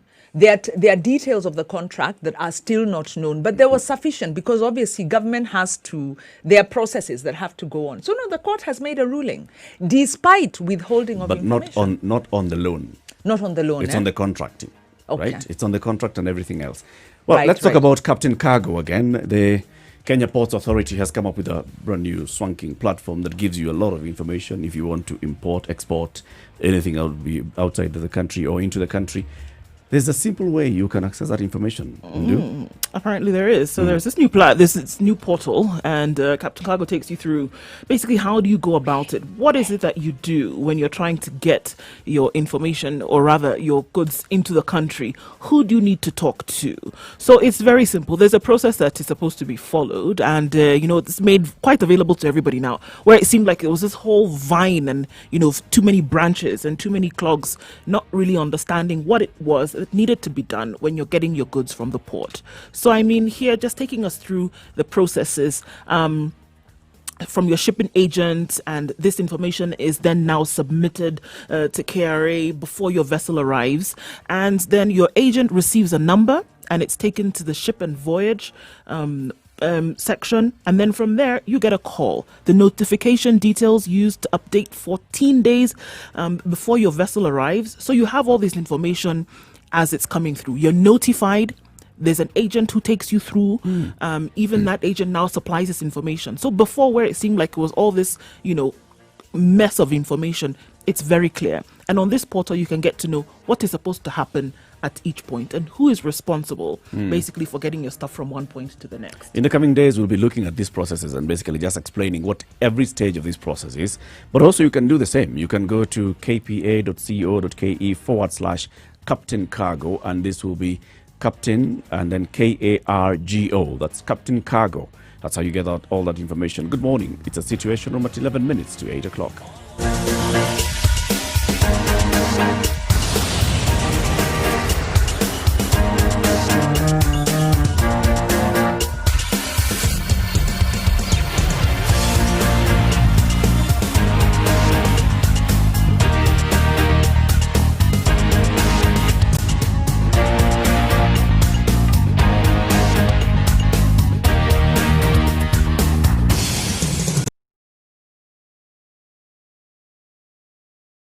Online, mobile, and on radio. Facebook at Spice FM KE. We continue the conversation regarding contracting for SGR, acquisition of the loans. Speaking with us on the line is Sheila Masinde. She's the Executive Director of Transparency International Kenya. Sheila, throughout this conversation, you've said we need now to move to the next stage. We need to hold public officers accountable individually, those who entered into these contracts, those who signed these contracts, the decision makers. We need to hold them to account.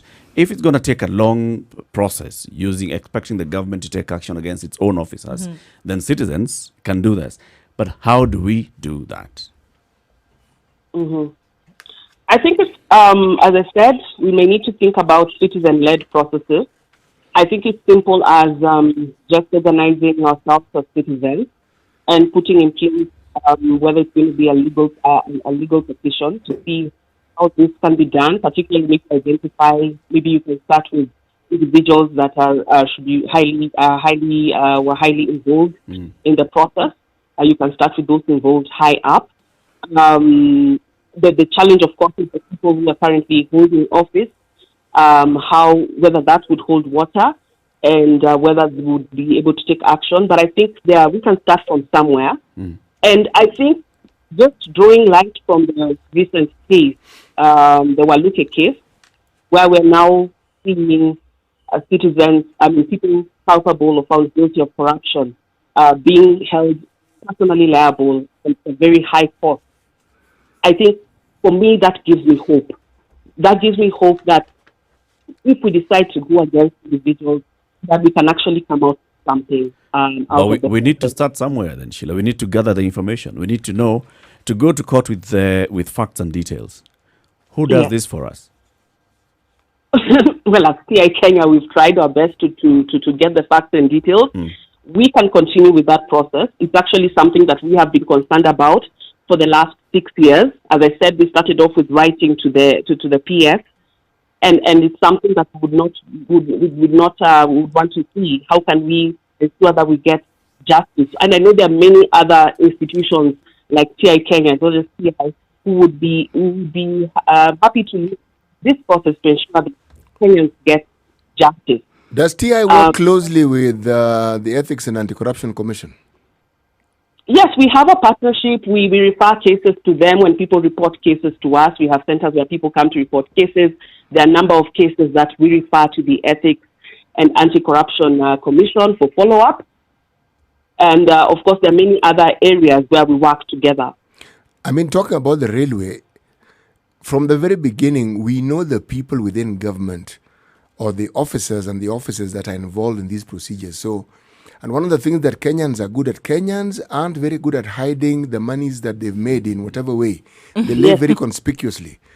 So, doing not just an audit, but looking at lifestyles that people have and whatever else the Anti-Corruption Commission can do, I don't see any difficulty in following this particular chain, because the amount of monies that are involved, the cost wasn't inflated because people like to inflate. It was inflated because people were making money off it. Yes. So the individuals involved can't be that difficult to find. And I think we've made a lot of headway. That's a good point, because we've made a lot of headway as well in terms of asset recoveries in the last few months. And also, there's also been a lot of effort in terms of tracing and unexplained wealth. So that's also another channel. And I think what can also be done is that institutions such as ESCC and other institutions which should be involved should also be asked to follow up with this process, particularly coming from the judgment that has been given. What I'm hearing from City's suggestion is the possibility, because you talked about personal responsibility and going after those officers who are culpable across the line. And, this is like from the budgeting, and I like the distinction that Eric has made between the contracting, the loans, then, so if we look at the whole process, identify these officers and then demand lifestyle audits. I believe the law allows citizens to demand of the EACC lifestyle audits.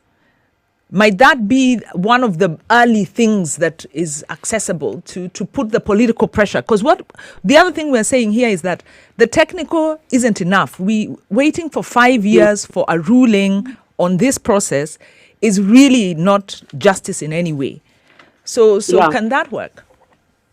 Yeah, that can work. I mean, EFCC has also been conducting civil recoveries, and that could be one of the routes that is then followed.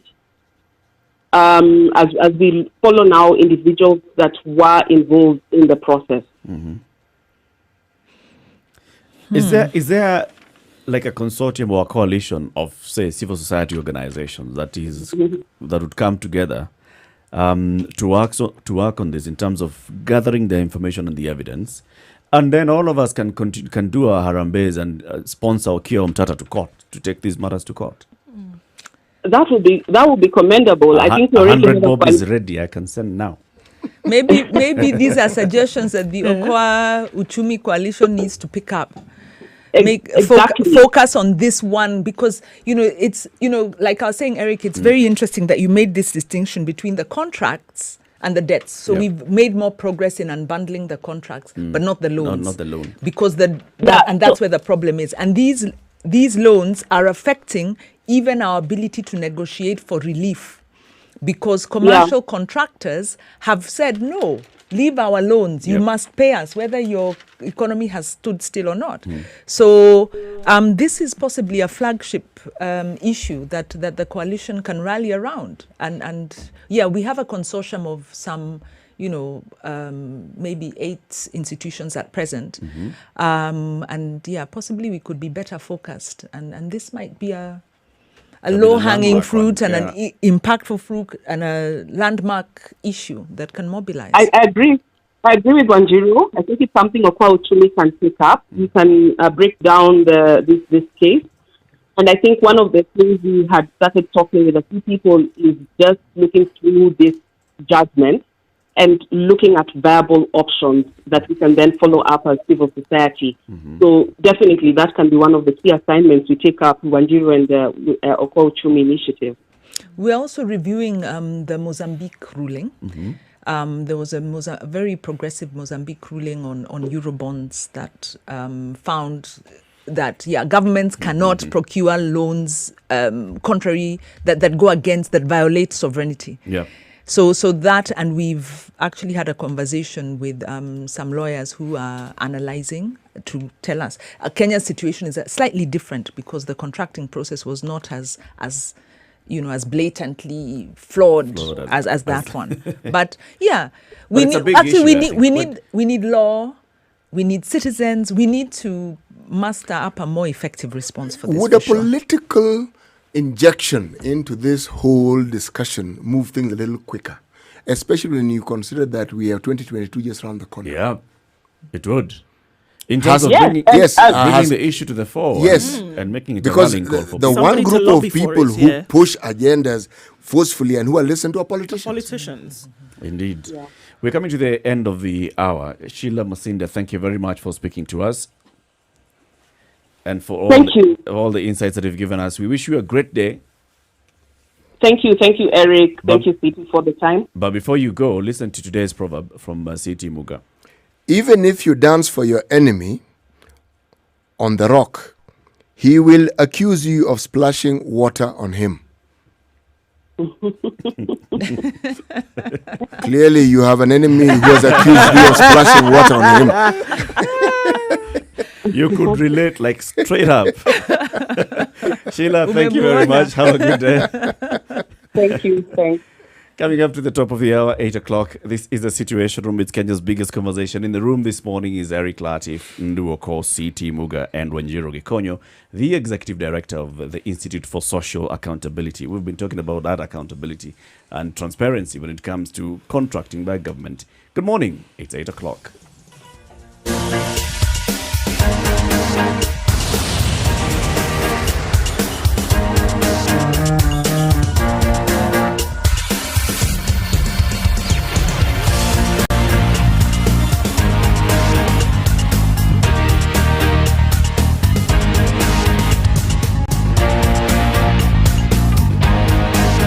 It seems Today is going to be absolutely crazy when it comes to traffic, guys. On Mombasa Road, on Thika Road, inbound, it is absolutely crazy. On Mombasa Road, all the way as far back as the Namanga Junction, moving very, very slowly. There was an accident there, so this affects traffic coming in.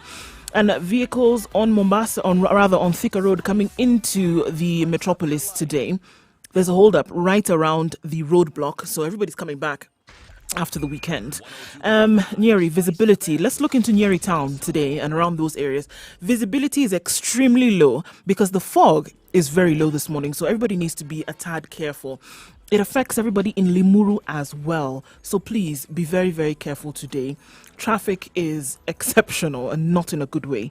All right, coming into the city from Westlands and also from Jogger Road is very slow, but it's moving all the same. We'll let you know what it looks like around the country in a short while, but the two things to take caution of today, accidents and fog. So please be careful. Spice FMKE, that's how you can get in touch with us. Let us know what you see, but I'm going to say it again, be careful.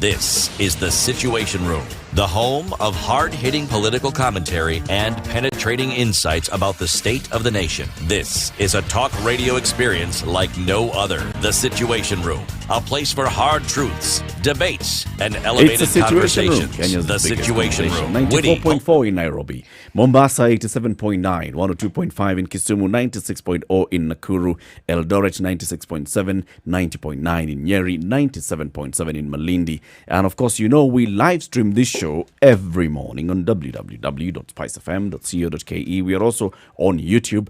We're being watched by very many people around the world. There's somebody called George who has sent us a message saying, I'm catching you guys loud and clear on YouTube from Germany. And welcome and thank you very much for tuning in, George. Facebook and Twitter as well, Spice FMKE. You can join the conversation on 0719 012 600 and also on our all those social media handles, including Instagram, Spice FMKE. Now, today is the day. Yep, cue music. Another one of freedom is coming tomorrow. Today is, Independence Day. It's unleashing the dragon and everything else. Today is the day that marks the end of the extension by 30 days of the strict quarantine measures. Not strict, but just cessation of movement and night curfew that were instituted by the government. And the president said, look, I'd really like us to open up the economy, but experts are telling me that, you know what, if we just relax our intervention measures right now, by 20% we are likely to see a huge spike in terms of the number of positive cases. Now, also remember that the disease is showing itself in some colors. The people who are more vulnerable to this disease are the elderly and people with underlying conditions, pre-existing conditions. The people who are really transmitting this virus, those who are being found to be positive, are within a certain age demographic. And there's now a risk of, if you allow increased movement of these people, and then they come into contact with their elderly relatives, parents, and all, and people who are vulnerable in terms of other illnesses, you are likely now to see a huge spike. And the president said, okay, so the Brain Trust has given us some irreducible minimums on what we need to do to prepare ourselves for a reopening of the economy, because we must at some point relax these measures and start learning to live with it. For us to live with it, it means that we do something. Counties need to up their game in terms of preparation for fighting COVID-19. All of us need to understand what we need to do, personal responsibility and individual responsibility. Continuous sanitization, wearing of masks, observing physical distancing, observing crowded areas and as much as possible. All those things was supposed to have at least have some indication at the end of these 30 days. And from all indicators, including what we hear from the president himself, is that first of all, the counties haven't reached that point, which is the threshold in terms of increasing their bed capacity. Nairobi itself is already getting to a point where it's overwhelmed. The government has told us over and over and over again. We see reports, the 100-bed capacity at Mbagathi, the extra bed capacity at KU Teaching and Referral Hospital, in terms of our ICU beds. Recently, we've seen a lot of chatter on social media, people saying, I had a relative and we were looking for an ICU bed and we had to move all the way, ending up in Rongai, ending up in Thika, and still having to queue to wait for an ICU bed. So we are at that point. Therefore, are we ready to reopen?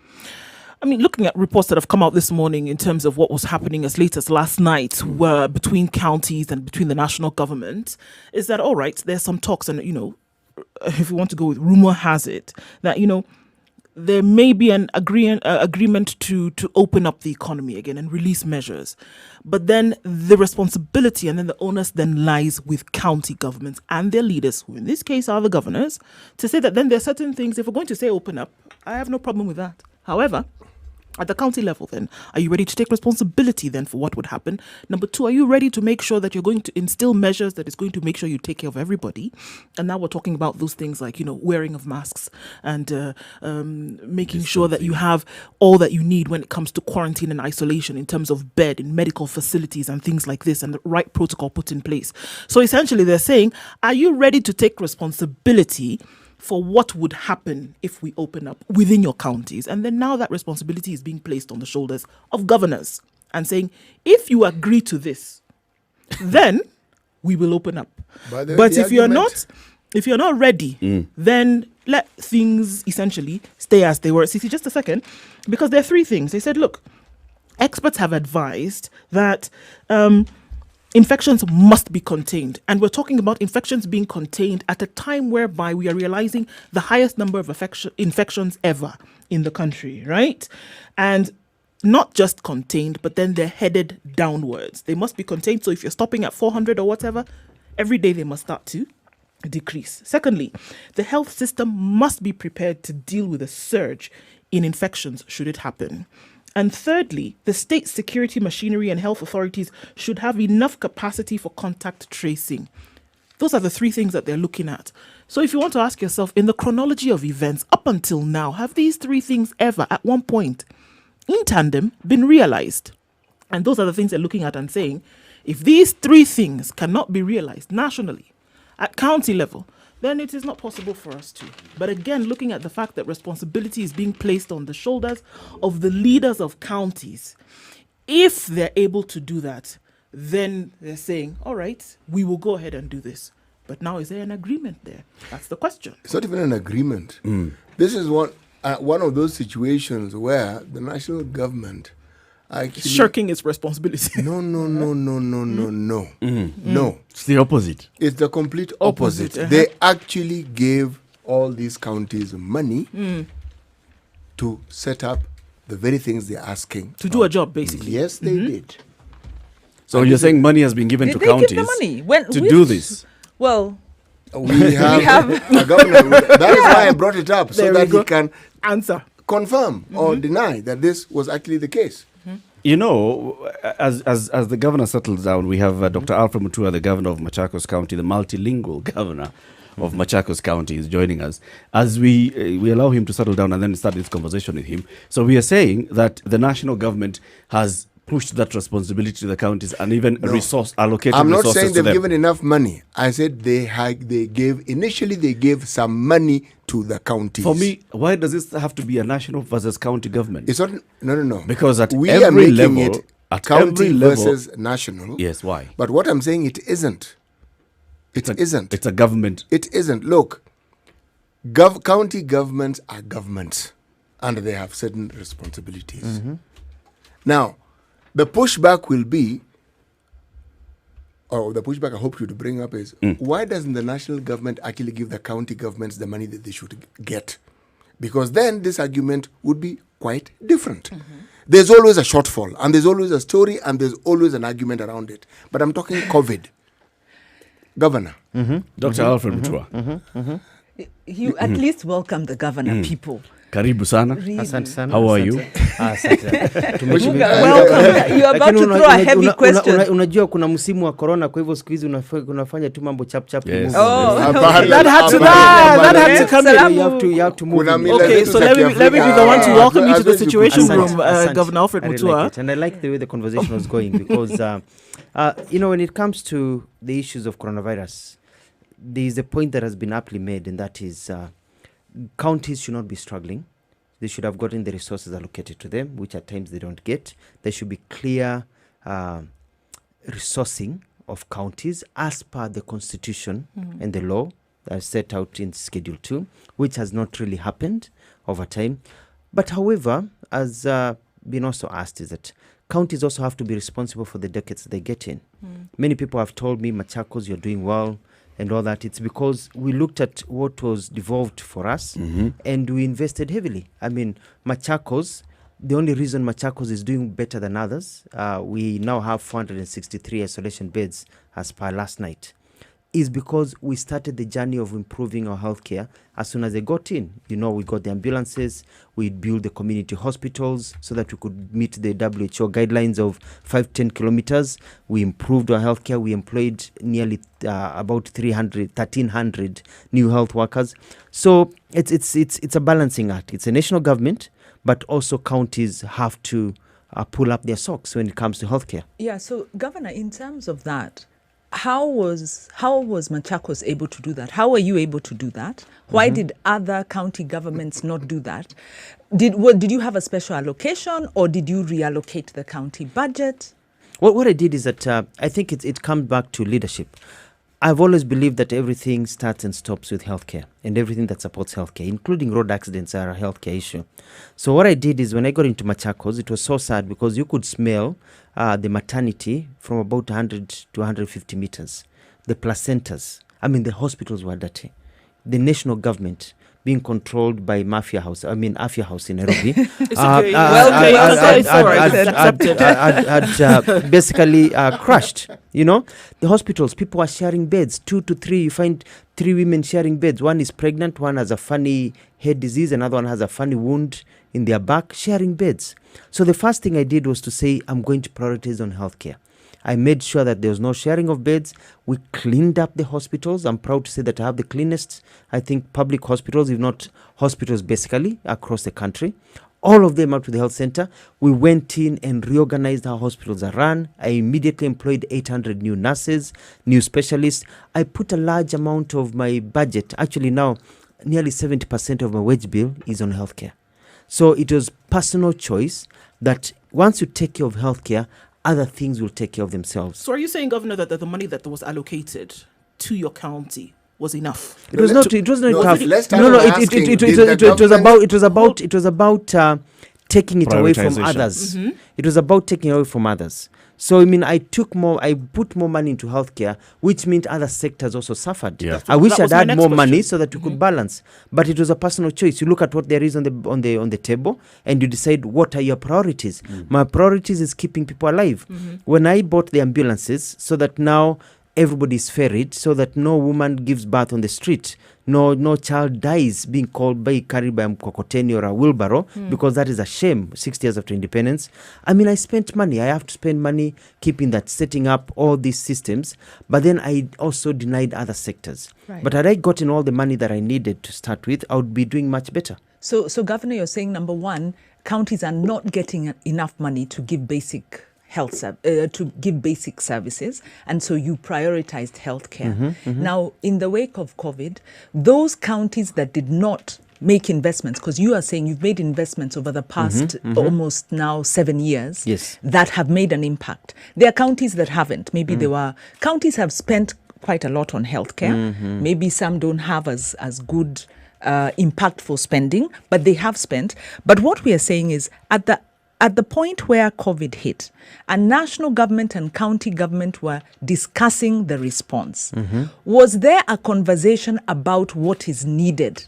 You know, because now we are hearing some new parameters being brought up that the counties are the ones in the picture. You know, we'd have expected to hear from the word go that this is the response we need, this is what we expect from the counties. Now, how is this conversation going between national and county? I think it was very clear. From the very first meeting that we held with the national government, it was very clear that we had a problem in this country, and we were told to do two things. One of them was to set up isolation beds and ICUs, and the second thing was to undertake a massive communication program for our people, teaching them about coronavirus and telling them. So for me, it was very clear. So what I did is that once I realized, and also as leaders, you don't have to wait just for the conversation to come from the national government. I mean, you're reading news, you're seeing what's happening in New York, we're seeing people falling in Italy. You know, for example, I looked at what was happening in Italy. I looked at what was happening in New York in terms of people getting infected. And one thing struck me is that the numbers in New York that were rising because when people are sick, normally, uko na homa, umevunjika mguu, unaumwa na kichwa, you have any other disease, tumbo, likula kitu, your immune system is weak because you are sick from another disease. So it is easier for you to be infected by a virus or a bacteria when your immune system is already compromised by a wound that you already have, ulianguka na gari or whatever.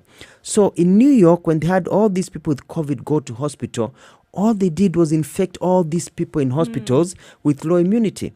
All these people are being isolated into hospitals. That is why I chose to have a field hospital away from the main hospital. So I have this Machakos field I made into a hospital because I was thinking through how not to infect my people. Yep. So I keep numbers. So I was saying that these are decisions you make as a leader. You look at what is happening in Kenya and you look at what is happening across the country. But the national government has really supported us. They have given us PPEs. They have given us their experts. They have come, they have looked at things, and they have even given us money. Right now, I have 188 million shillings as part of that 5 billion that has come to Machakos. And we are getting support into this fight. So that has come. So what's the bed capacity? Ready? Sorry. So are counties ready? Have counties, do you feel counties have, has the Council of Governors, which is the counties, has the response of counties been collective? Has it been decisive, and are counties ready? I am disappointed. We've had several sessions with the president and we were given money. And so you see when you're... all counties given money? Yeah, all counties are given money. And so we've been given money, different degrees, depending on population. And so even before the money hits, you can actually procure and pay later. So I can say that I'm a little bit disappointed by the numbers of some counties. I'm happy that quite a number of governors have tried and the systems, but also it's also good to know that this country is also very bureaucratic. The systems that we've set in place are systems that are made to make us fail. We've had a big spat with the control of budget because she came in, the new one. The governors were about to put a resolution and ask the president to fire her. We even were very strong about it. The president heard us and so we told the president, we have a problem now where it has reached, it is up to you. The president said, I'll take care of it. What had she done? Because what was done is that... Because of the pending bills. No, it's not even the pending bills. It's normal. You go, you want, you see the law says the control of budget has to approve payments. So the job of the control budget is to look at, do you have the budget? Did you spend? Okay, approved, paid. And the former control of budget, she had set up networks whereby even if she was not there, she was taking files at home because she signed everything. And she had put up networks. But this one seemed to have concentrated power upon herself. If she's in a meeting for 2 days, nothing gets signed. Nothing is signed for 2 to 3 days, you know. And when governors called her, she was not very, very flexible. So maybe she's learning the system. You know, but it became to a place where by now, whatever used to take us 1 week to do is taking us 1.5 months to achieve. So that may be the challenge that many governors have faced, that there's been bureaucracy that we have created in our government system, which is why we are a poor economy today, because of the bureaucracy. And so So this has impeded it's in some impeded, cases the but response. I think we could have done much better. A lot better. In spite of all of this, there's a possibility for some work to have been done. Yeah, in spite of all this, and I think the lesson that governors need to have, my colleagues, some of them have, and my colleagues, is that we've reached a stage now where governors have to stop. And I mean, I shouldn't say this. We have to stop trusting. Please say it. We have to stop trusting the people we have around us, and we have to do some bit of micromanaging. You know, you've got to ensure we have that to ensure the buck stops with you. Things are done. I mean, I wake up unannounced and I go to the hospitals wearing my mask and everything and walk around. I don't want to be told stories. We have to now start micromanaging when it comes to issues of a crisis nature like this one. I can't be sitting and expecting reports. And so we have to get out of our comfort zone. It is not just... Let's go there. And it is not just in healthcare. It is not just for governors. Yes. We have been saying this same thing about even the national government and the response for COVID-19. Why do people say that Uhuru has really kind of failed in his agenda? He succeeded quite a bit. But one of the reasons he's failed is because he inherited a public service that is not his. And then he got into... And wacha tuongee ukweli. Hii serikali ya Uhuru alipoingia ilikuwa nusu mkate. Kabisa, walisikizana na Ruto wakaanza kugawana. Wakasema hii corporation patia huyu wa Ruto, hii ministry patia huyu wa Ruto, hii patia wa Uhuru, you know what I mean? Yep. And shida zikaingia hapo. And you know, and it felt like and I think, and I've heard this in circles and people complaining that what happened in the beginning is that Ruto, watu wake were all from one section of the country. The 50%, and then Uhuru had 50% watu wake, but he had to incorporate everybody else from the country. To divide across. And so you find that the loyalty problem started there. So impunity came back because you are not actually appointed based on merit. You are appointed according to a nusumkate arrangement within the Jubilee Party. And that is why people say... And this affects how people then essentially do their jobs. They do their jobs, and who do they answer to? Right. Yeah, you say yes, sir, to the president, and then you say yes, sir, to somebody else. Or you say yes, sir, to somebody else, and yes, sir, to the president. You know what I mean? So that affected it. And that is why people are saying that, yes, Jubilee has led, but has Jubilee really done a splendid job as it should have done? I saw a joke the other day that's saying that the Jubilee government has been the most democratic and fair government in Kenya. And it is true. You saw a joke the other day. Where was that? That's a joke. No. That's a joke. I'm not done with the joke. I'm not done with the joke. It said that Jubilee government has been the fairest and the most democratic government in place, because whether you voted for it or you did not vote for it, you are suffering. So that's a joke, you know. So it is fair. It is fair. You know, ulipigia kura, kupigia kura, bado unaumia. You know, so it has shared problems. Zimekuwa shared across the board. Whether ulipigia kura, so unaona umecheka kidogo. But anyway, but you see. But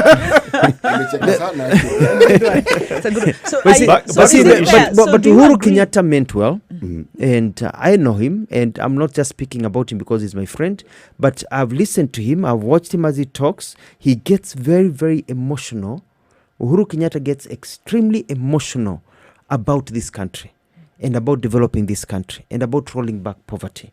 And so I listened to him, and he gets very emotional, and he talks about things that he needs to be done, and he sits in this meeting wanting to get these things done in public. Privately, I hear him is very consistent, and he gets very angry about things not happening.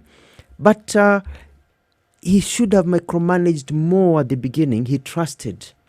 Uhuru Kenyatta trusted the system, and I think the system let him down. But we saw him just before COVID happened, micromanaging, and now we see him trying to put his house in order because he was in the steering wheel, anaendesha gari na huko conductor anafanya vitu zingine.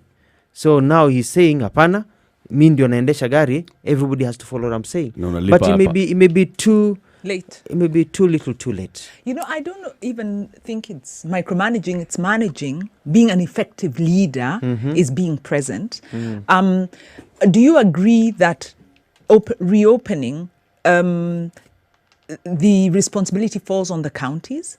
And have the counties put in place the health safeguards as well as the socio-economic? Because, you know, to what extent can we open if we are to be real? You see, if I was Uhuru Kenyatta, we advised him. And this is the advice we gave him. We told Uhuru Kenyatta, that as governors, we are not really for the opening. As county governors, all of us are worried. Yesterday, I had a long telephone call with my Minister for Health. We are scared in Machakos. We are not even worried. We are now scared because we look at the numbers that are rising, especially in Mavoko area. That is Chokimau, Mlolongo at the river. The numbers are rising. Every day it's 20, 21, 22, 22, 30, 31 that are turning positive in our area. We're seeing our people are starting to die in Machakos. But you see, the thing is, it's in Mavoko area, the Nairobi metropolitan zone. When you cross the zone, when you go to Machakos town, you go to Mwala, Masinga, the cases are minuscule. They're hardly there, even in some sub-counties. They're not there. Because the lockdown has really helped. In Machakos, we stopped trucks from stopping in Machakos. Right. You know, Peter. Ukiwa uko sawa, Peter, peleka malingine. So I'm worried as a governor that when we open the lockdown, which is essential because of the economy, and I'll talk about the economy in a minute if you give me because it's part of your question. We are going to see now some bit of recklessness, and the diseases will now grow, which I'm very, very worried. My target is actually to have 970 beds, isolation beds. But now we need to move in, and people need to isolate at home and treat people. So I'm worried about that. Counties are worried. So we told the president we have to balance the economy. But we told him you can open some counties where there are no problems, movement can continue. But some counties that have problems, you may have to put restrictions on the movement. But we aptly told him not to relax the curfew. We say the curfew, let it stay. The night curfew. The night curfew, let it stay.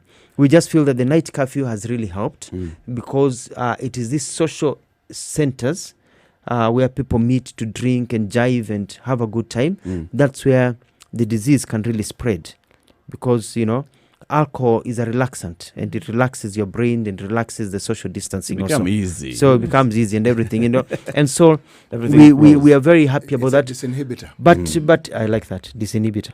But it only disinhibits what you have. So if you're an idiot, you become a better idiot. So if you're a good person, you become a better person. So we feel, and that this is my advice to the president is this, okay? He has to do a give and take. The economy is suffering. So you need to relax the economy. But unlike countries like Australia where they're flat in the curve, where kids have gone back to school, where nobody's wearing a mask, unlike countries like Canada, unlike countries like European nations where people obey the law, over here you pay 200, unavuka border. Unaelewa? Over here you do some things. Australia is reversing. New Zealand. In some areas like Melbourne. Completely. Melbourne. They want to stop. They've actually put barriers going into New South Wales. Yes. But the difference is this. When they put those barriers, you'll not find anybody giving $100 or $50 to cross. People, here they are suggesting. But you see, this is where the president now needs to come in and say he is the commander-in-chief of the armed forces, or the defense forces rather. That includes the police. So let's look at the 3 months. He needs to say this. The president needs to say this, okay? I'm relaxing the borders for this, and this place. I'm relaxing this. But by golly, obey the law or suffer the consequences. The police, obey the law. Don't take bribes, suffer the consequences. If there's social distancing, let there be social distancing. If there's going to be curfew, let there be curfew. Curfew is 9 o'clock, is not 9:02. Okay, fair enough. We have to put our foot down if we have to flatten the curve in 2 months. Otherwise, by December, tutakuwa tunavaa mask. Okay. Nini, and it will be the same Governor problem. Mutua, fair enough, right? But we also say willing buyer, willing seller. And we say it sounds great when you say put our foot down. Yes. But the person who comes with this 100, how did we know about this 200 shillings? Because somebody offered it and somebody took it. Exactly. Right? It is our society. No, he puts a foot down because that means everybody across board, individuals, yes, citizens, you and I, well as you and I, of security, yes. Police forces, army, whatever it is, are they going to be able to take up that habit and say, okay, fine, we're not going to? But let me tell you, society always pushes. You know, it's like I've watched elephants as they try to break out of a national park. They usually come and test the wire. Always. They know they're not supposed to. They want that freedom to move. Yep. They test where it's got electricity. They keep on testing. If they test one, the electricity is low, they're going to push it until it falls down and they cross. Yep. The only reason a Mwananchi will give 200 shillings to a Kenyan cop is because they take it. But an American will not give money to an American cop because they know they won't take it. You know what I mean? Mm-hmm. So, if the cops stopped taking and anybody who gave a bribe to a cop got handcuffed, Kenyans will not take. Will not give. And even Kenyans know huyu anachukwanga, huyu achukwangi. So, Governor, theory aside, yes, because where we are sitting right now, cops are taking. Yes, they're in taking. fact, this Even idea now, that there was a lockdown. There's traffic on Thika Road this morning, but people are coming back into the metro. People have today. Yes. So people have been moving in and out, and in fact, some people don't move, but there are those who pay and move. So actually, there's a lot of inequity. So, what do we do about that? It's poverty levels, It's not poverty because I think the people who bribe aren't necessarily poor. I think we actually do a No, big that's how I would injustice. say the poverty level. If you have our values, I met somebody the other day, and not met him. We talked on the phone, and he wanted to meet me. I said, "But bro, you're in Kisumu." He's not in government. He's not in business. Right. He said, He said, "But you're in I'm Kisumu." But he said, "No, but niko Nairobi." So how did you come? Akisema, Kenya ukiwa na pesa hii, hakuna mahali huwezi enda. You know that attitude, eh? And that is true, so and Governor, that's unfortunate. In real terms, Yes. we are here. COVID is facing us, staring us in the face. The economy cannot remain shut because there are people who need to go out and work and need to work safely. Did governors do the public sensitization? Yes, we did. And are you doing it? Yes. Do you think it's enough? How do we deal with the social, cultural? Because we also don't want militarization. We didn't like the force that was used by the police. I think it's something like 50 people have died due to the curfew, enforcement of curfew. Human rights violations. That is the other extreme that is really unacceptable. Well, the president has to find a way. Because you look at the bigger picture, where will we be if we have a pandemic and people start dying on our doorsteps like they're doing in Brazil and Ecuador? You know what I mean? It's realistic. I mean, in Machakos, we got together what we call rules of engagement, and stage 1, stages 2, 3. We have even in Machakos, and maybe I shouldn't say this on air, but we have identified mass graves and we haven't gazetted places for mass graves in case we get there. We don't want to get there, but we are prepared. It's preparation. Because people are being buried. You bury your loved one, you see them for 30 seconds, you just see the casket, they are being put in a field. Next. In Brazil, it's a rich economy than we are, but that's what's happening. So we don't want to get there. So what you're calling militarization, what you're calling watu waweze kutii sheria, we may have to wait and say, okay, don't go beating people, but let the law be followed to the letter. We have to police the police. So you may have to put a team together, even if it says use the military police who are not in the police to police the regular police. You know what I mean? What did you do in Machakos? So that you can police the what police. What did you do in Machakos to build compliance? Because I think we want to say the last recourse should be the use of force. Already there's been use of force. It's the use of force, but it's not even about use of force. So are there any other options? It's about enforcement. It's just ensuring that people, for example, very clear, curfew is at 9 o'clock. You don't need to use force. If somebody is driving around at 9:02, pull the car aside, tow it to a police station, hit them with a fine of 200,000 shillings. You'll get the car in December, even after they pay. Send them home. After a while, when you've got all these latecomers, all their cars are in police stations, cannot be released until 6 months after COVID, everyody will stay at home. I'll ask again. You know what I mean? Governor, it is about I want us to take a quick break. Let's take a quick break. Compliance, yes. Governor Wanjiru, let's take a quick break at 27 minutes to 9. Let's take a look at weather and traffic in quick succession. And then we continue with the conversation with Governor Dr. Alfred Mutua, the governor of Machakos County. We are talking about county's preparedness for COVID-19. We are seeing a surge in numbers of COVID-19. And today is the day when the president is expected to announce whether to continue with the cessation of movement or to open up some of those restrictions. Good morning.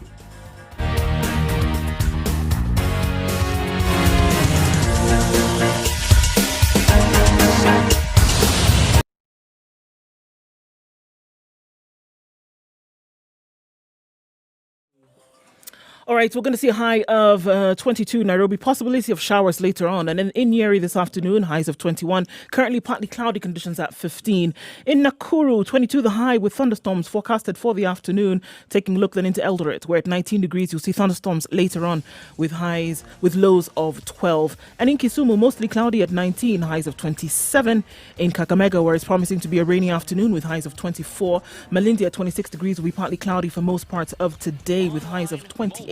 Mombasa, highs of 29 with partly cloudy conditions through the day. All right, let's take a quick look into Kampala, where it's cloudy, highs of 25. And in Dar es Salaam, 31 the high. And finally for now, in Lagos, 29 degrees the high with thunderstorms forecasted for the afternoon.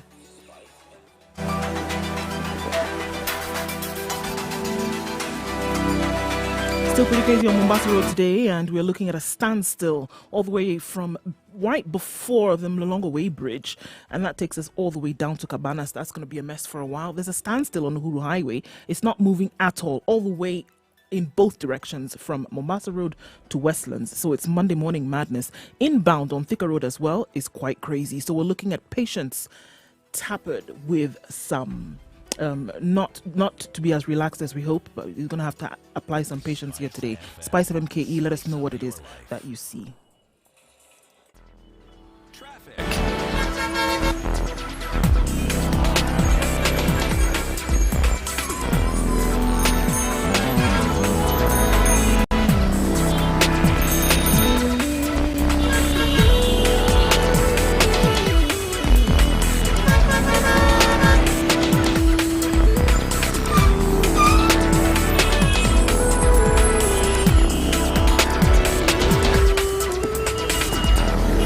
Our guest in the studio, Dr. Alfred Mutua, will be leaving us shortly. What do you want to talk about? There may be sugar and spice and everything done to ensure compliance in Machakos that we can learn from on the wider stage. And how are you dealing with the socio-economic impacts? They might not be as big in Machakos, but what again? They're very big. They're very big. So what we've done is that in addition to educating our people, we have also been a bit strict, and this comes also to capacity, because when I became governor, I bought over 150 vehicles for police and inspectorate. So we've got vehicles that go around, my inspectorate vehicles, small saloon cars, patrol vehicles like they do. So what we've done is that we've placed those patrol cars across around our roads. So if a truck comes and stops, we are with it within 5 minutes. Why are you stopping here? Can you pass on? Can you move on away from Machakos? They're also moving around, ensuring that bars are closed. We did something that was very controversial. We stopped alcohol from being delivered in Machakos because we realized very quickly that the bars are closed. But every morning, these lorries from the alcohol factories are delivering crates and crates and crates every morning. Hii pombe kwani inaenda wapi? Kwani kuna mtu mwingine na we are exporting or somehow? Ama tuneka stock because people are entering from the back. So we crack the whip. I work very closely with the county administration, the national government administration, the county commissioner, Esther Maina. Wonderful, very, very hardworking lady, the police commander. I hold meetings with them basically weekly, where we discuss how to enforce and how to do things. So we're working as a team. So my county inspectorate and the police are now working as one team. So they're able to check each other and be able to move. And so we respond to things all the time. I'm waking up in the middle of the night. We respond to issues. So that's how we've been able to do it. But we can't do everything. You can't do everything. The Uhuru's government needs to really crack the whip when it comes to security enforcement. Suffice to say that this cannot happen in other counties because of a lack of will as opposed to a lack of resources? That's a setup question. Really? I'm asking.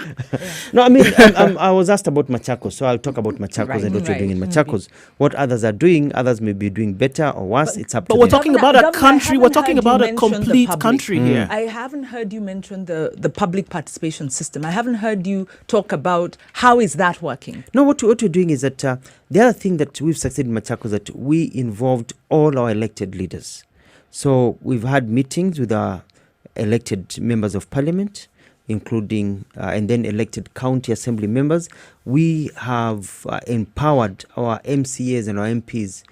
In Machakos, we are manufacturing masks. our youth polytechnics are manufacturing masks. We are getting masks out at 25, 30, 50,000 a day. So we give them to our MCAs who now take them to the community, whereby as they hand them over with this system, we've got public address system where they tell them to comply and the dangers of the disease. So my Machakos MCAs, the leadership in Machakos, from the governor all the way down to MCAs, to our village administrators, they are busy and we're getting reports from the ground. So we're working as one team, and that has really helped. So we don't have infighting, we don't have political issues. We are saying these are disease. We fight this disease. Yeah, other things will come. There's something, later. Governor, that you mentioned, and Yes. you talked about the economy. And the other reality that we have now is lockdown of Nairobi County, the biggest economy in terms of the Nairobi metropolitan. This is the hub of the country's economy, has had an impact on very many people, at least And a million it's people. not just Nairobi, it's all these things, that movement. But all also, the urban areas. the question is this. So if we continue the lockdown in terms of restricting the movement, there are those that are arguing, if you open up the movement, I'm going to be able to go to my shags. And take the disease. Yes. Take the disease, yes, but also I'll be able to go and be able to live life. better, afford life Yeah. there. Assuming You that I am see- negative of the disease. you see- How do you strike that balance? The president spoke about it. Lives and livelihoods. It's the question we need to ask here. You know, you're asking, you're talking about a symptom. You know, let's talk about the cause of the disease.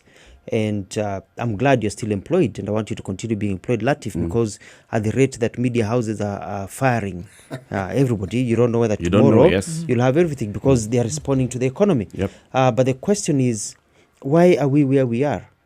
It's because, and I'll repeat something I've said here before, it's because we've had an economy that has been run with the wrong methodology. We choose our leaders the wrong way.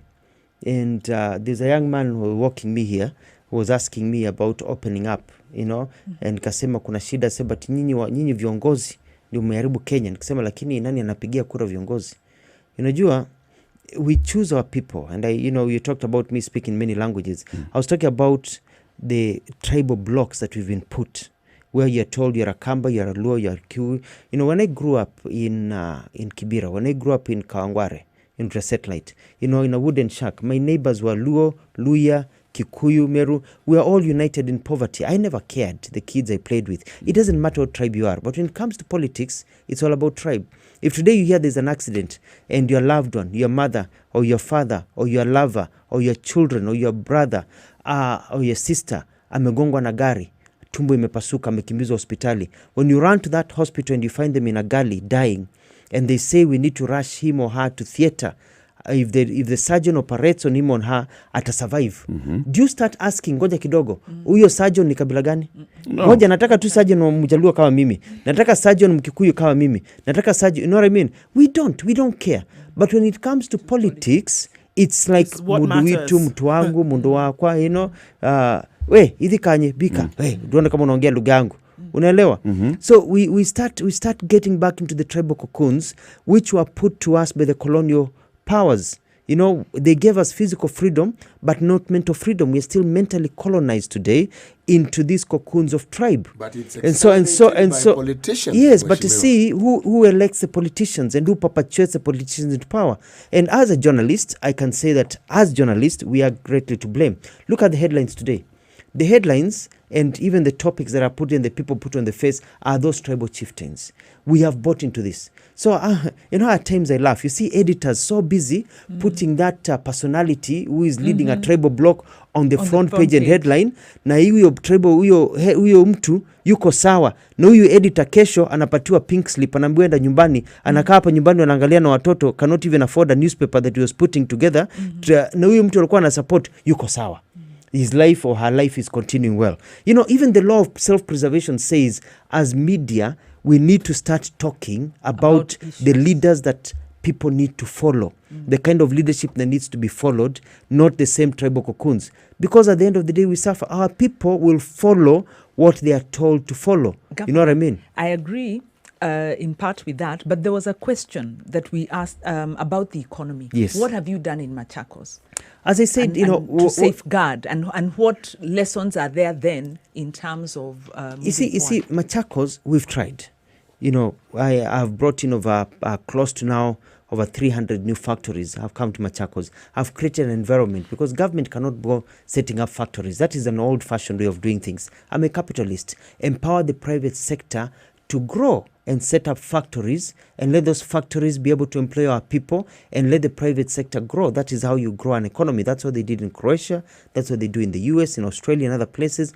It's a private sector. So have you had to institute safeguards? Because obviously some of these factories aren't operational now. I have Vulnerable? I have worked with the business community, and I've also looked at supporting small businesses, because that's where the money is. We've had over 52,000 new businesses set up in Machakos. And we've looked at even the informal sector and what to do with them. We've revived the agricultural sector. Now even Machakos, as you know, we are no longer in the relief food, because once you feed people and they're okay, everything goes on. So we've done our share. But you see, Machakos cannot survive by itself. It needs to survive in a region called Kenya unless we declare our independence. So we've done what we can, but you get things are being sacked. I mean, my ambulances are serving other counties. My hospitals are serving other counties. How has COVID affected those investments that you've made? Who are those vulnerable, and how are you safeguarding those vulnerable? Actually, the most vulnerable people in Machakos currently are the people who live in the townships, if I can call them that.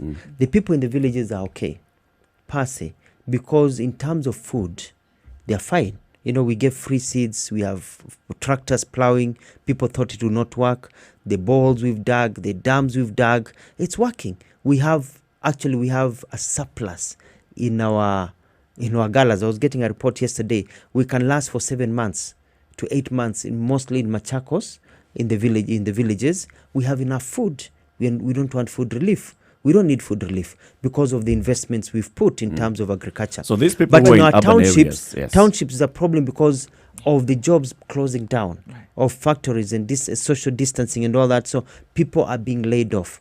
But the bigger question is, why is it in our country? How are you safeguarding those? Let's go specifically now. See, in COVID-19, all we can do, to support. But we are not seeing that really trickling down, and it can't. What we need is not just a fund. We need a system where you've got a social welfare cushioning system like they have in Canada, in Australia, in the US, in South Africa, where people can get unemployment benefits. That's a system that we should have put place a long time ago, where we can cushion the vulnerable. But also that requires an economy that is growing, not an economy that is deeply indebted. We need to be talking about money.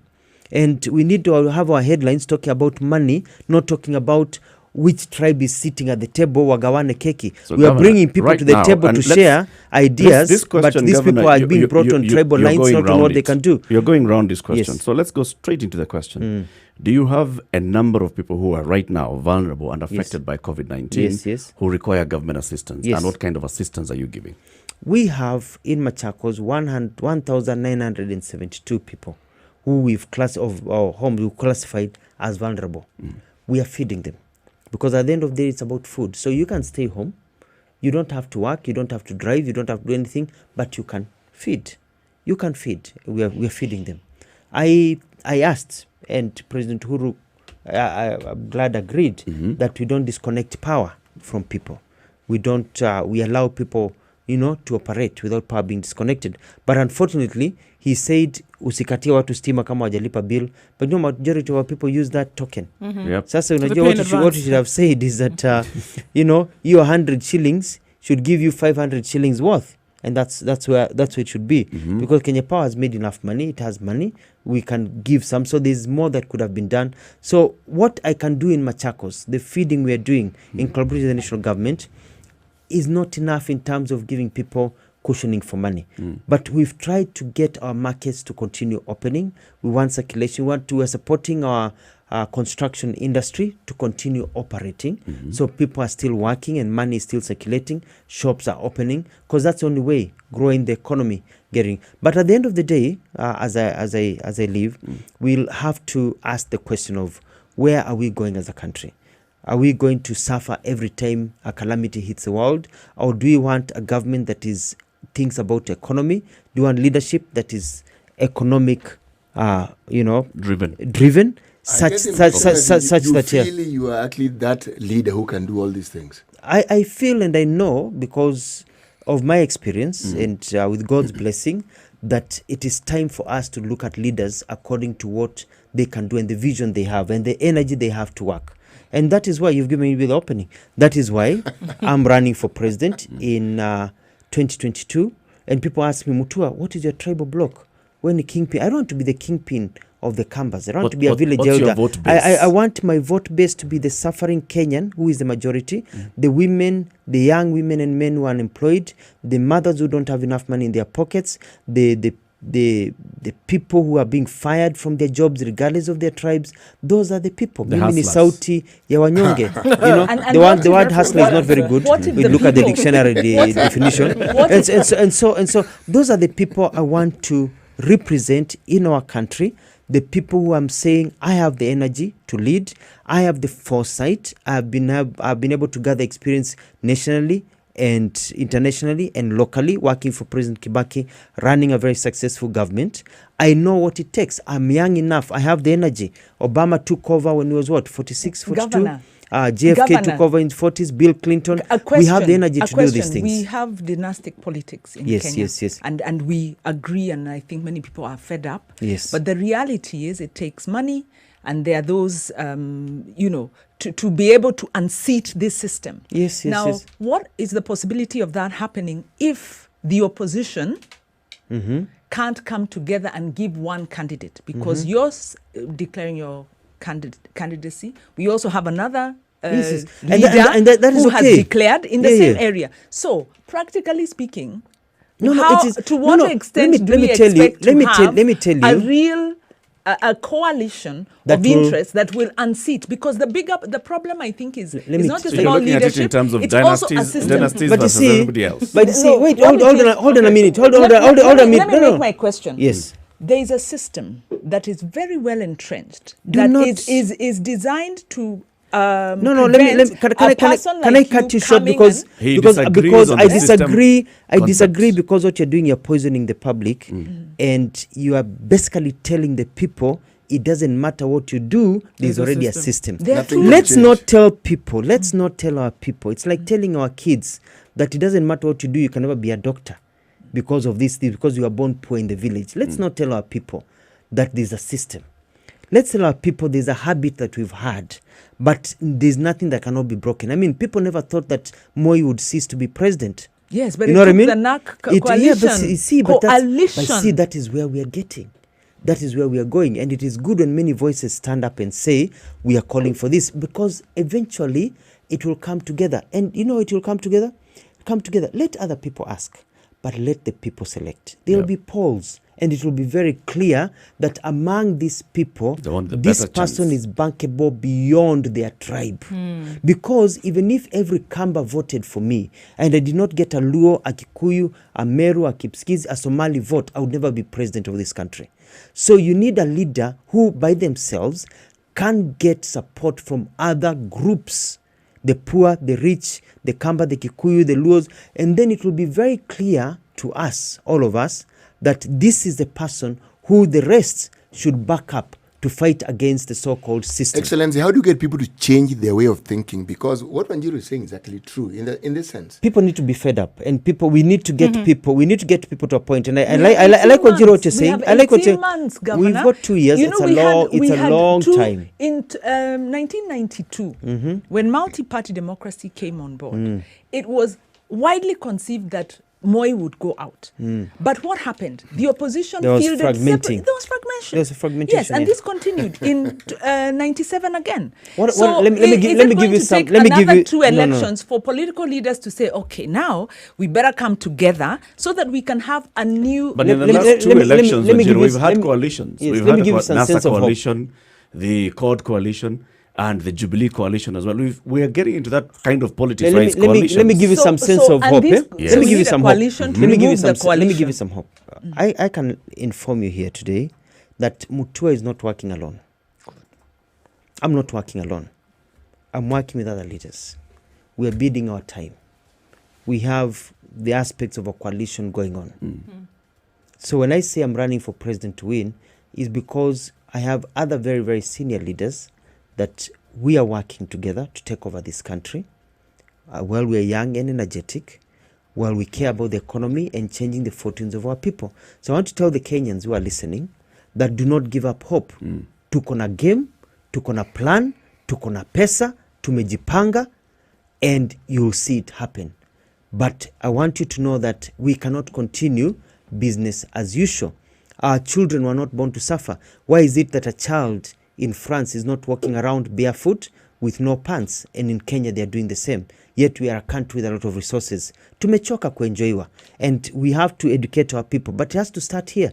The media also have to support us, have to start giving voices to other voices, not to the same people, and perpetuating the same dynasties that you are talking against. Very good point. Because we are the one who are teaching the people. We actually do support, but sometimes we have one difficulty. We can't tell the difference between the politicians. We actually can't.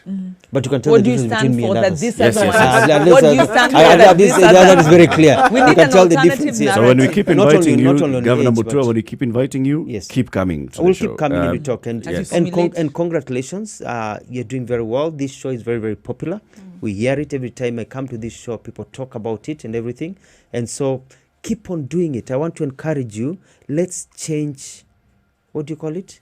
We change the language. Let's Change the the narrative. narrative. Let's change the narrative. It's the word I was looking for. Kizungu ni ngumu, likuja na meli. Let's change the narrative. Let's empower our people to know they don't have to take it. Agreed. They don't be shafted on them. They don't have to take it. They can say no, tumechoka. They can empower their people. And it only takes a bit of a revolution to change this country, and that's what I'm going for. Nice. We are going to turn around the youth of this country who are the majority. They don't care about tribal blocks. They don't care about the history. They want money now. They want somebody who can take them from where they are to a sense of hope.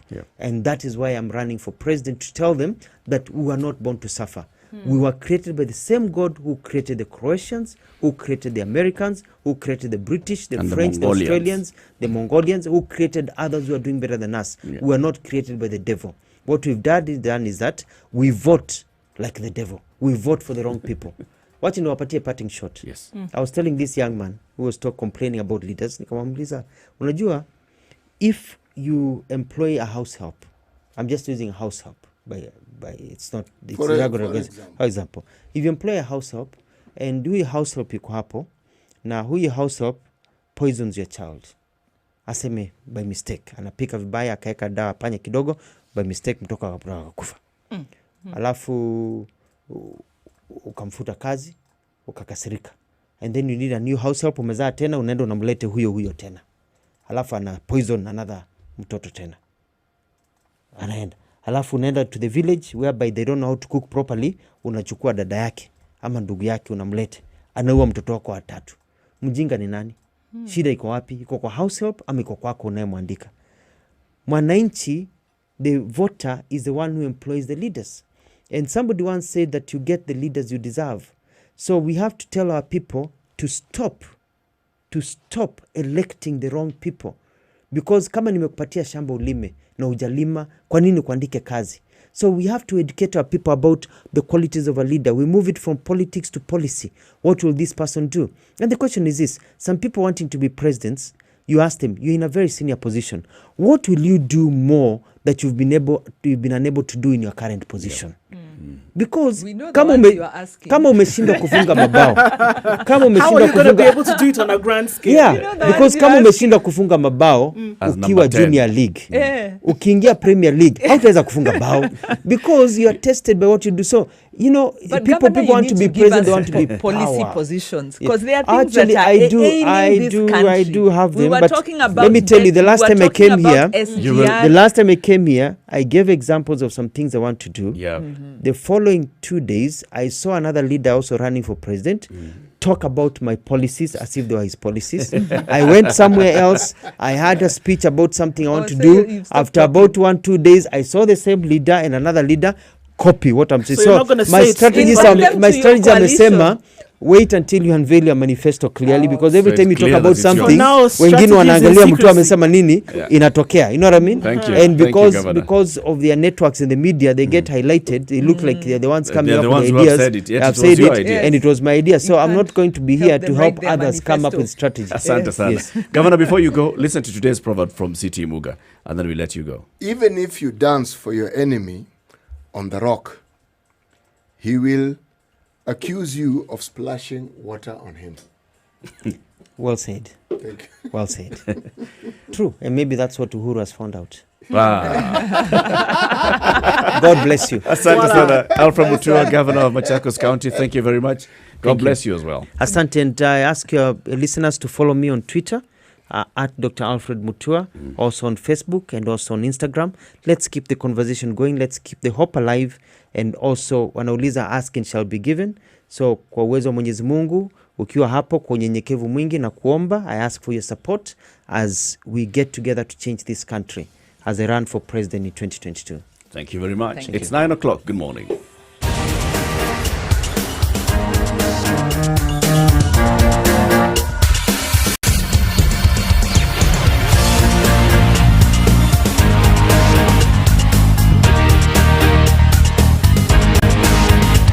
So it's an absolute mess on Mombasa Road today. Getting into the major road today, chaotic, all the way from the North Airport Road towards Mombasa Road today. It's really, really crazy, guys. And all the way as far back as the SGR, we're likely to see it move along very, very slowly today. So that's where the major issue is right now. There's still a traffic at a standstill on Uhuru Highway. It's not moving at all. And this is all the way from Mombasa Road towards Westlands and affecting traffic entering into the CBD. It is a manic Monday, guys, as far as traffic is concerned. Let's see if it opens up in about half hour or so. Let us know what you see. Spice of MKE.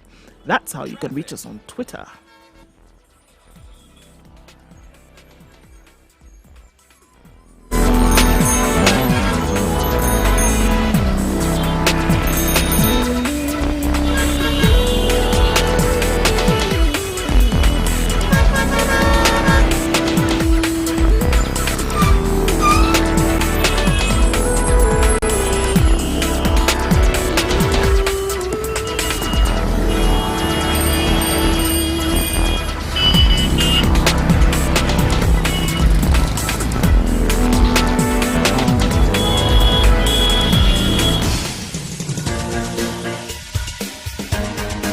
This is The Situation Room, the home of hard-hitting political commentary and penetrating insights about the state of the nation. This is a talk radio experience like no other. The Situation Room, a place for hard truths, debates, and elevated conversations. The Situation Room, witty, political, engaging, deep, controversial. In the room, we have C.T. Muga, researcher, academic. Wanjiru Gekonyo. She is the executive director of the Institute for Social Accountability, our guest host for this week. Today is the 6th day of July 2020. You've heard what the governor has said. They're advising the president, and I believe it's some governors, are advising the president not to reopen the economy. And especially... It's not just some, Eric. Is that Council of Governors? Because in the meetings with the Council of Governors, there are a couple of things that are said. Reopen the economy because people need to continue living their lives. Same Council of Governors. In fact, the last meeting and the statement that came out is that the Council of Governors is telling the government, reopen. And then there are those that are saying, reopen, but do not bring people from Nairobi to our counties. So there are two conversations that are happening. Allow our people is it to the way we're reporting it? Is it what those people are saying? Allow Allow our economies to reopen locally. Allow everything within this county to reopen, but do not bring the Nairobi and Mombasa people. Apart from the curfew, what else has been locked in the counties? See, there are all these restrictions in terms of movement, right, into Nairobi and out of Nairobi, in flights. There are all these restrictions about nightlife, which is something. There are restrictions about reopening of hotels, because when you put in that condition that you must have your staff tested, that is a restriction into how that hospitality sector reopens. It's going to apply to teachers. It's going to apply to students. But it's not applying to anybody else right now, City. Yeah, because... I remember when we spoke to Professor Umo Anzala, he was saying, this thing of saying, let's test the hotel workers and restaurant workers doesn't necessarily make sense. That was his view. You know, for the longest time, Yeah. anyone who works in the food industry has had to be tested. what they call food handlers. Yes. They have to be tested, and they get tested. So it isn't something new. This is new. The newness is new. COVID. Yes, it's COVID new. But having... And what that means is 14 days, CT. The other license is annual license. No, but I think I hear what City City is saying. saying. He's saying, what are we reopening? I think there's this general term being used, and what we are lacking is the specifics. And I think the other part to that question is, who is suffering that needs to be that needs help? Whose pain needs to be alleviated by opening up? Yep. And the messaging right now is very blanket, and so it's not possible really to discern who is generally affected. Okay, Mitumba have said they want invitations to come back. So there are people who are at home. Yes. There are people who are at home because now Mitumba hasn't been running. Restaurants were reopened. Restaurants. Okay, I think we need to. conditions. So they it's are very running. clear. If we look So at what has okay, been if shut you look down? at the service industry now, let's look at some of the people who've cried out, and then you can attach them to where they've been suffering from. The entire entertainment industry was shut down. Yes. All right. So now, what are we looking at? We're looking at bars, which hires quite a number of people. We're looking at restaurants. We're looking at hotels. Remove We're looking at And remove restaurants and from hotels. that list because they've opened. they've Yes, and opened. hotels. They've It's opened. the restrictions. It's the curfew. Hold on. You're talking about the curfew. Hold on. With restrictions. So as you well. also have event handlers, because now you talk about weddings having been reduced to a small number of people. Social gatherings. Remember, we seem to forget, but social gatherings have been completely banned. You can't have them. Yep. Now we're talking about that. What are we talking about? Weddings, whereby you have people congregating in parks and things like that, where you had quite a significant percentage of people running their businesses that catered to such things. Parties and the like did not happen. We may not know it, but there are people whose businesses were run on things like this, whereby they can't anymore. Event organizers have told us time without number how they can't operate anymore, and they hired people. They hired staff who set up their things. And you can imagine Thursday, Friday, Saturday, Sunday, they had a running business, then suddenly does not exist. You had conferences that would take place, having been run by these organizations who hired people from Monday to Monday. Huge number of people then who do not have jobs. So in essence, it's Because the of the curfew, social, because of it's the social curfew gatherings and having, social distancing. because of social gatherings having been removed, quite a number of people then their business cannot run. The restrictions go beyond curfew. It goes way beyond and curfew. So there is curfew. There is cessation of movement, especially to Nairobi County, Mandera County, and Mombasa County. Cessation of movement. So that will into and affect out transportation. of, right? And then there's the other things. Banning of those social gatherings. You're talking about when you come to the restrictions on the events. Agreed. Those ones So are actually what affected. we are saying- Hospitality industry done. So what we are The saying, local not aviation hospitality, is affected it's affected. hugely, No, even for hotels as they reopen. The question I'm asking, Even for hotels as they reopen. Yes, question they I'm are asking reopening. is, what should government be looking at? Because they've already opened up. They have opened up restaurants. They said eating joints can reopen. They were reopened a while back with these conditions. With conditions, yes. That's okay. So the gatherings, I don't think anyone is, there's no way they are going to allow gatherings. Why not? Who has allowed gatherings and survived? Do you know? You see, Because gatherings are one of the you hot can points. still So put on the those question- restrictions.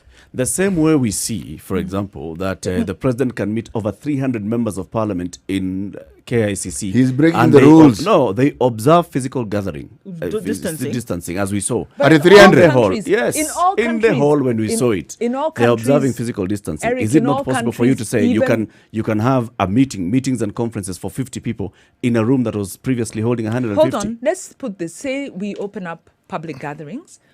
And the experience that we've restrictions. seen in all countries, With even those who are restrictions. very disciplined, With restrictions. nightclubs, church, Those are not those kind of things. Not those. don't work. So With which gatherings are restrictions. you opening up? Meetings and conferences. Wajiro, when is the last time you attended a meeting? Oh, I'm so happy that How I don't often? attend How meetings. often Sorry are you to organizing say. meetings? No, sorry. Right? Listen. Is it not possible for you to organize a public participation meeting where you can control the way people are sitting? I think I would like Physical to take a distancing. step back. 50 people. I need to Eric. take If you a look step at back, this- Eric. If you look at the because hotels, hold on, let me make my point. If you look at the hotels, yet you've told the hotels to reopen. How are hotels making their money? Not from those restaurants. The majority of the money came from Kempinski conference is not tourism. making money from the Luca restaurant. It's making it Conferencing, was Yeah, You're but making you're money from asking the wrong conferencing. question. And you're not answering my question, because what I'm asking is, where is it hurting, and what should the president be thinking about? That is exactly what I'm answering. And I am saying, so it's hurting on conferencing. look at, you can allow in terms of meetings. Entertainment? Meetings, not entertainment. Entertainment has to stay closed. I'm answering the question. Yeah, just, here we are thinking. Listen, it's not a perfect listen to science. me first of all, answer the question. Meetings. Say you've restricted the meetings, but now you can allow, for example, hotels to hold conferences as long as they are meeting those standards. Physical distancing and everything else. You can organize meetings. You can organize a wedding as long as it is meeting the standards. It's in a public place. We're no longer going to do constricted weddings. You're only doing garden weddings. You can do garden weddings. Bring 50 guests.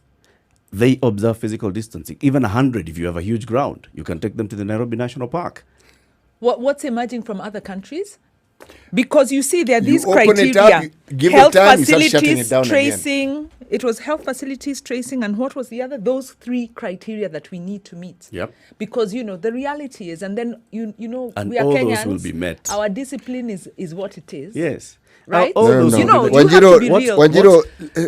This is our different. indiscipline is legendary. Don't use the word I'm being discipline. polite. What is I'm being different polite. here in my proposal, Yes. I am not saying that allow people to go to the beach.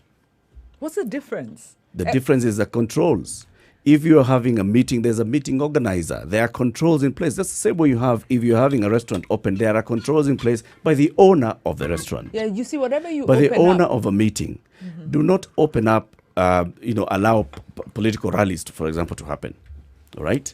If you can allow political rallies as long as you say there's a restriction to the number. And the owner, the organizer of that political rally has already applied, and they're the ones who are in control of it. They're the ones who are in charge. Political rally Yes. and control. Yes. you see, I don't know. Using- When you open up as the same way, and you're provoking here because you're making a partial argument. When you say gatherings are allowed, will you say these type of gatherings Yes. as opposed to others? Actually, Yes. And how do you then Yes, have the same way we were saying. every The same way we were every saying sector initially. has its stakeholders. They were saying initially we were saying restaurants are allowed to operate as long as it's takeaway service. We moved from that and said restaurants are allowed to operate with a sit-down service as long as you observe these measures, right?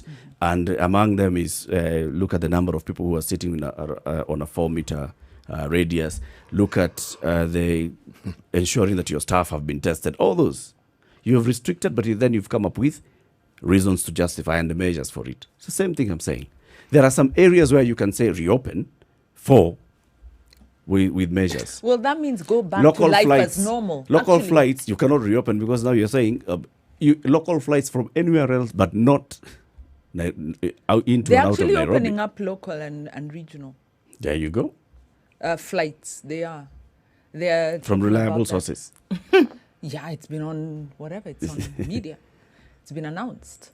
By who? Not approved, but the airlines. have Among the indicated. conversations that they are having. Consultations are Yes. taking place Yes. for how local and regional flights Flights. then would be reestablished. I think that's what's going on right now. You know, Eric, what you're saying, for purposes of a discussion, really good, and it's something that one must give thought to. But we need not talk theoretically. We only need to look at places where they have done precisely what you're suggesting, and they've engaged reverse gears. Everyone's doing that. You know, the thing about meetings with the president is in attendance, there's security. Haki, there is going to be discipline. Simply because you are not... Have you ever been to a place where, say, the first lady or the president is in attendance? The security mingling, even the days when there was nothing like crowd control. I remember a colleague of mine when the first lady was visiting the places I worked in with this Beyond Zero campaign, and the fellow removed his phone. He put it here. Nobody hit him, but somebody just stepped on his foot. Told him, Rudisha here. Quietly. Very quietly, meaning you're not taking any pictures. And you're not taking chances. I just saw the guy, because I was a meter or two away. So I saw the guy do this, and then I saw him do this and wincing. Later, he told me, my friend, my foot was being stepped on. I couldn't move. I said, you didn't know that when certain personalities are around you, you are not allowed to do certain things. Now, all I'm saying is this. For purposes of discussion and for purposes of trying to figure out what can be done and what can't be done, this discussion we've been having about opening up Nairobi so that people who are in Nairobi who need to move and go back to their rural dwellings should go. Already the governors are saying, no, we don't want those people from Nairobi. The governors do not want responsibility. See, that's one thing. And a government is Because they're not ready with the measures that they should. not ready to do what it's supposed Remember to be what doing. I started saying when the governor came in? I said, they've been given money. Do you know how much was allocated for each county? 5 billion. Do you know? He told us he received 118 million. It's 188. 188 out of Yes. 5 billion, the total kitty. What I'm saying is, part of the reason is simply this. And this one, I was talking to someone in the Ministry of Health. He told me, part of the reason why it is difficult to release that money is you actually physically go to determine whether they have used it for what you instructed them to. They haven't. Yep. So you cannot release more money. But in this case, I was saying, in this case, the national government has actually tried to actually see to it that the county governments are assisted with this. But they are pulling the stance that they always pull. And that is why many of them are being taken to court by the Anti-Corruption Commission for corruption. Because somehow they listen to you. And this is what I was being told. They said, those fellows listen to you when you finish. They tell you, so when are you giving us the money? They are waiting for that money and they guarantee.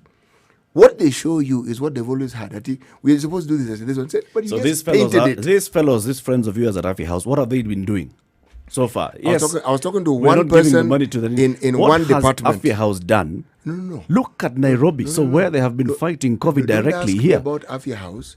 It's one person who works in one department that deals with infrastructure that I spoke to. And be not very- the entire Afia House. Yeah. And I was talking about a specific subject of money going to the counties. And I am bringing that question too. The other side of the question would be, so yes, if the counties, the only thing that they'll ask is, how much money Even are you this giving county us? was given. When are you giving us this money? The money that has been given to the Health Ministry and the Emergency Response Committee to fight COVID, how well has it been utilized? Why are we getting to a point where in Nairobi, we are talking about our system in Nairobi is overwhelmed? What do you mean? Eric, Where did the money go?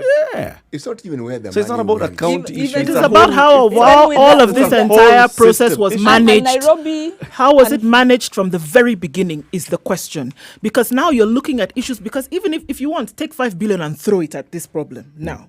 It's not going to solve it. But You're the going to 5 have to billion look will at be it. spent. It will be spent, but this problem will not be managed. So it's not a money issue. It's not in terms of how much was given. Let me tell you something. Those three, because we're saying per county, 300 beds. If they wanted to have provided those 300 beds per county, which is one of the measures that has been put in place, it would have been done. If they wanted to make sure that they had a system that was properly managed in terms of contact tracing, which is another measure, it would have been done. If they wanted to make sure that the measures that have been put in place publicly in each county was put in place, it would have been done, which is the third measure. It would have been done. So we want to talk about money, whether it is enough in terms of managing this thing from the very beginning. Whether you want to look at Nairobi, whether you want to look at which county, wherever in the country, was it managed from the beginning? That is the problem. Let's go And if into you're a going break. to answer yes, no, that's the reason or non-reason why you can open or not open. Let's go into a break. And as we go into this break, we want to remind you about Kenya Ports Authority. There's a lot of information that the ordinary you and I don't know about the Kenya Ports Authority. So we leave it to agents, we leave it to officers of KPA, we leave it to people who do import business, the big companies and clearing and agents. But now KPA is basically just liberalizing that information, so to speak. So they've created a portal, and this is called Captain Cargo, right, Ndu? Right, so that you can get to see how the vessel service processes work. And it's a better understanding. If you have a better understanding of how all of this happens, then it's easier for you to be able to track and trace where your stuff comes from or where it's going. If you work for a company or an organization that's trying to get your cargo into the country, before it was really crazy in terms of how does this work? Who am I supposed to contact?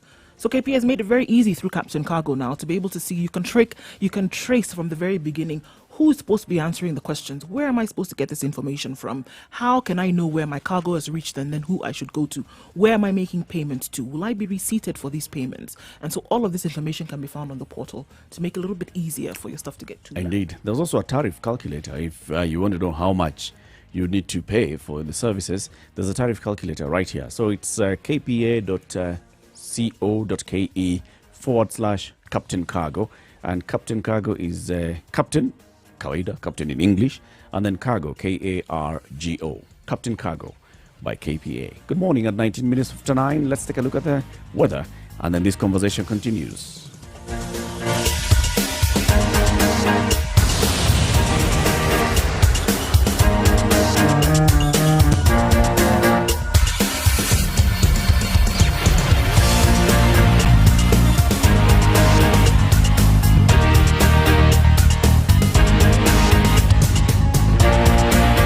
All right, let's look at how it's happening around the world. It's mostly cloudy in Nairobi at 17 degrees. We'll see highs of 22 and lows of 12 today with expected showers in the afternoon. And then taking a look into Nyeri, where it's cloudy this morning at 15. Showers expected early on with highs of 22 and lows of 13. And into Nakuru, where mostly cloudy conditions at 16 degrees, highs of 22 and lows of 13 with the promise of rain in the afternoon. Thunderstorms expected in Eldoret with highs of 19 and lows of 13 today. Taking a look then into Kisumu, where mostly cloudy conditions will carry the day with highs of 27 and lows of 19. In Kakamega today, highs of 24, where light rain showers already being experienced at 18 degrees. We'll see highs of 24. Let's take a look then into Malindi, where it's partly cloudy at 27. We'll see highs of 28 with cloudy conditions in the afternoon. And in Mombasa, highs of 28 with partly cloudy conditions currently at 26 degrees. All right, we'll take a look then into Kampala, where light rain showers already being experienced at 21 degrees. The rain will continue through most parts of the day well into Tuesday with highs of 24 and lows of 18. Dar es Salaam, mostly cloudy conditions this morning at 26. We'll see highs of 31 and lows of 23. We'll take a look then into Joburg, where it's mostly sunny at 9 degrees. We'll see highs of 22 and lows of 5 today.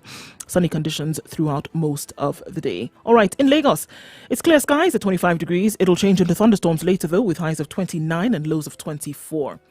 Let's take a final look into Europe and see what's going on there. In London, it's mostly sunny at 14 degrees into the months of summer, highs of 21 and lows of 11. And then in Paris, we're likely to see highs of 22 today. Clear skies currently and mostly sunny conditions at 14 degrees. And we'll wrap things up in New York, where it's inching closer to Monday morning. Clear skies at 27 degrees and rain showers expected later with highs of 33 and lows of 23.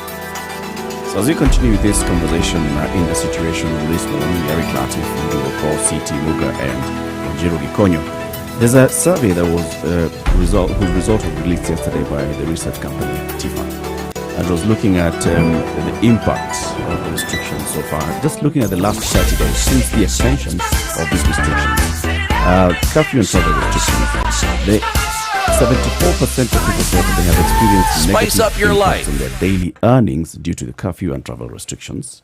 Mature, intelligent talk every morning. Spice up yourself. Indicate that there is use of force by police to enforce the curfew restrictions. Further expectations if restrictions continue. 30% indicate that crime has started to increase due to travel and curfew restrictions. 61% say that they expect that crime will increase if the restrictions on travel and curfew are extended. In terms of perceptions, before the 6th of June announcement, 39% people said they wanted the travel restrictions and curfew to remain. 39%. Right now, after the 6th of June, the 86% say they want the curfew restrictions to remain, and 79% want the curfew to remain, but with reduced hours. This is about just the night curfew. So you see, already the polls are indicating people are feeling the pressure, and we've been talking about this regularly. People are feeling the pressure in terms of now perceptions on what should happen. There's movement towards let's have strict restrictions, moving towards, okay, let's ease up some of these restrictions to support livelihoods. Catch 22. What should we be considering? This, in my opinion, becomes a very huge debate in Kenya for one simple reason. The government hasn't come up. Excuse me.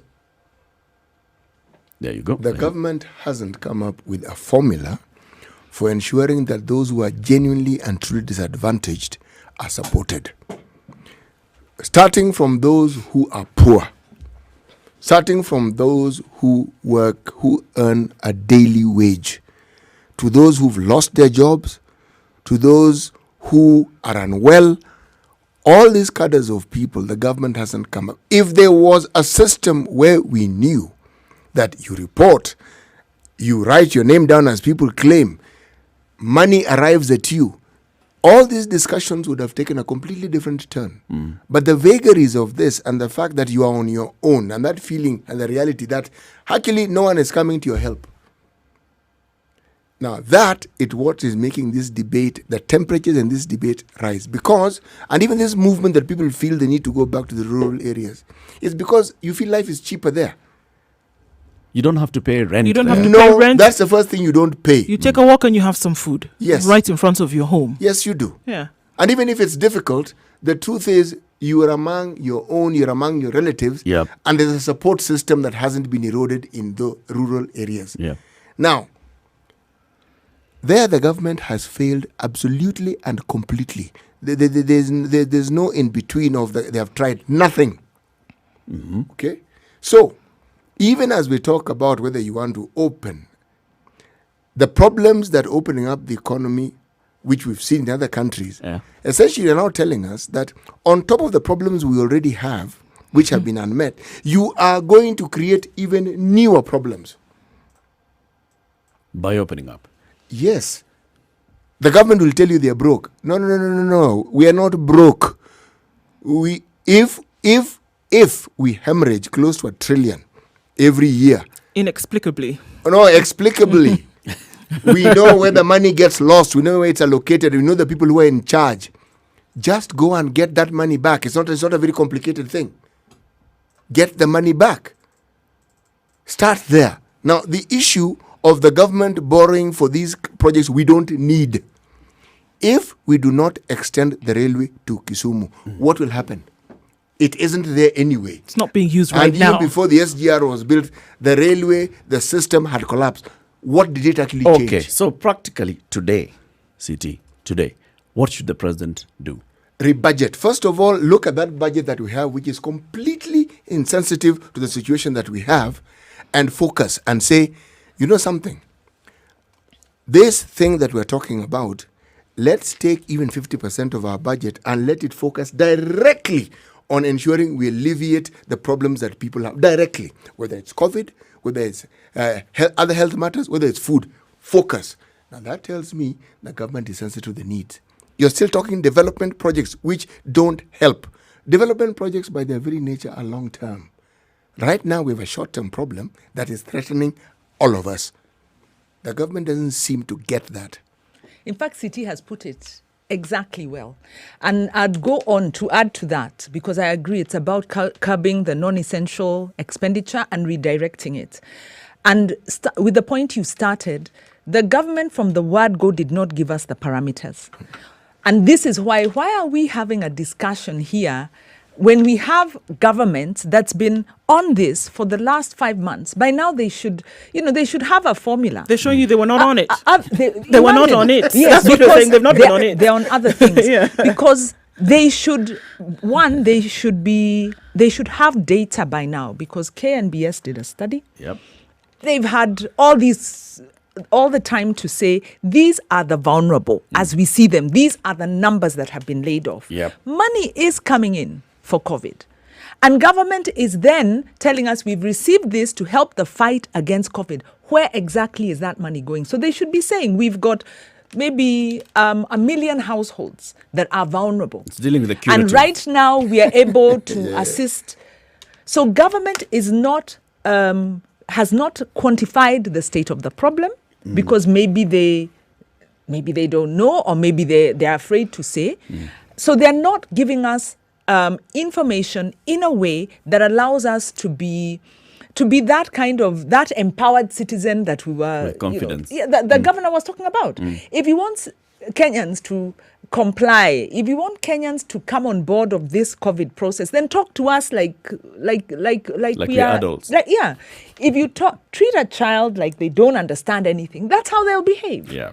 So I would say that much as we say Kenyans are not disciplined, we have this problem in our social, the way we conduct ourselves socially. Government has taken a lot for granted. I think somewhere when the president sat with this advisory team, they made a calculation that Kenya has shut down before. Business has downturned before, even in 2017. We had like 9 months of very low business, and Kenyans survived because Kenyans are used to surviving. They made this calculation, and now they are seeing, hey, this thing is not getting finished. What do we do? Yeah. So they did not make a plan. And unfortunately, we are then... and I agree with, maybe one of the few things I agreed with the governor, because the rest, half of it was just rhetoric and political rhetoric. So that one has to be dealt a pinch of salt. We give him a platform to campaign. Pinch of salt. Is we need to be reporting and discussing things factually and stop making these broad statements. But because people hide in those broad statements, right? So... who is vulnerable? Who is affected? Who needs to be alleviated? Who is feeling the pain? Who is okay? Yeah. Some people are okay. Their knowledge, and in fact, I was watching this documentary that was saying the knowledge industry drives a whole load of other industries. Knowledge industries are people who can afford to work from where they are. Yeah. If push came to shove, by the way, you guys could actually broadcast from your houses because you're in the knowledge industry. You don't have to physically be here. This channel doesn't have to shut down. But there are people who must physically be there. You must get onto an aeroplane to be able to transport your goods or whatever it is. So not everyone is affected equally. So let's not pretend. Others are affected by degrees. Others, it's about life and death. Yeah. And yes, crime is going up. And those decisions have to be factored in through and through. And I don't know if that's going to happen. At 9:30, let's take a look at traffic, what's happening on the roads. This conversation continues. We'll also open up the phone line shortly for you to participate. 0719 012 600.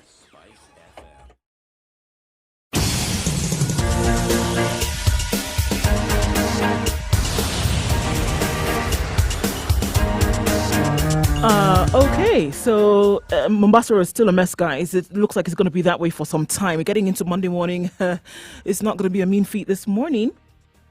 All the way back as far as the North Airport Road junction towards Mombasa Road. So that is going to be a long tail of traffic this morning. All right, on Thika Road as well, inbound traffic is quite high. And Uhuru Highway is also quite the chock-a-blocked situation. This is what we're seeing, still well out of traffic hour in terms of timings. But it's still a mess, guys. And this one is going to need quite a lot of patience today. What a way to start the week, isn't it? Let's see how it looks like tomorrow. But for now, if you find anything that will need you to get help, let us know on Spice FM KE on Twitter. But for now, you're just going to have to be patient.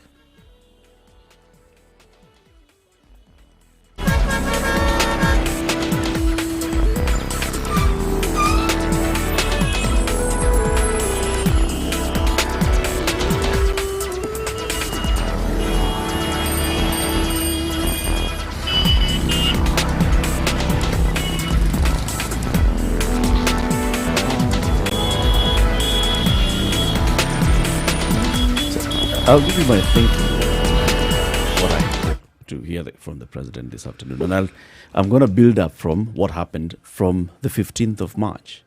From the 15th of March, when the president came out, he said he came up with all these measures. Number one, close schools, shut down schools, eventually shut down religious congregations, eventually lock in people in Nairobi, Kwale, Mombasa, and Kilifi. And then we released Kilifi. And Isili. And then in Nairobi, Isili itself.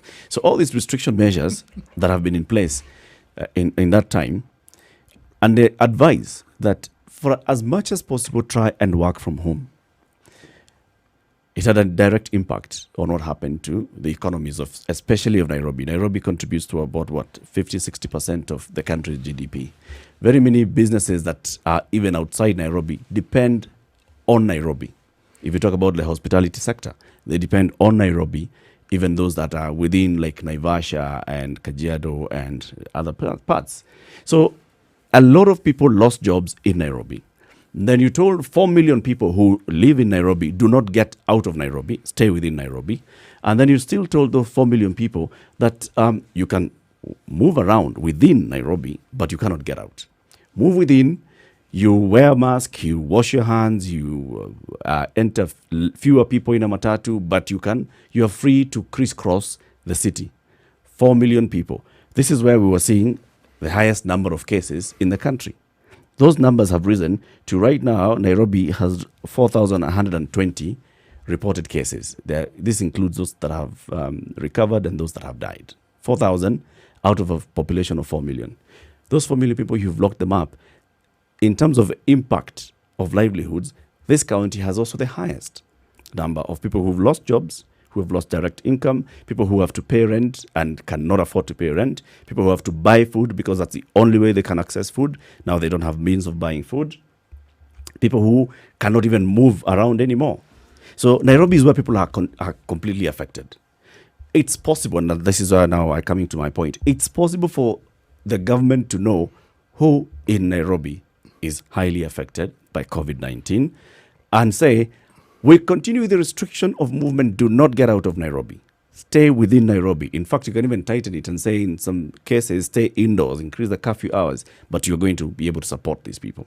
Because you're looking at, say, 1 million out of the 4 million, that's a quarter of the population. How can you support 1 million people within Nairobi?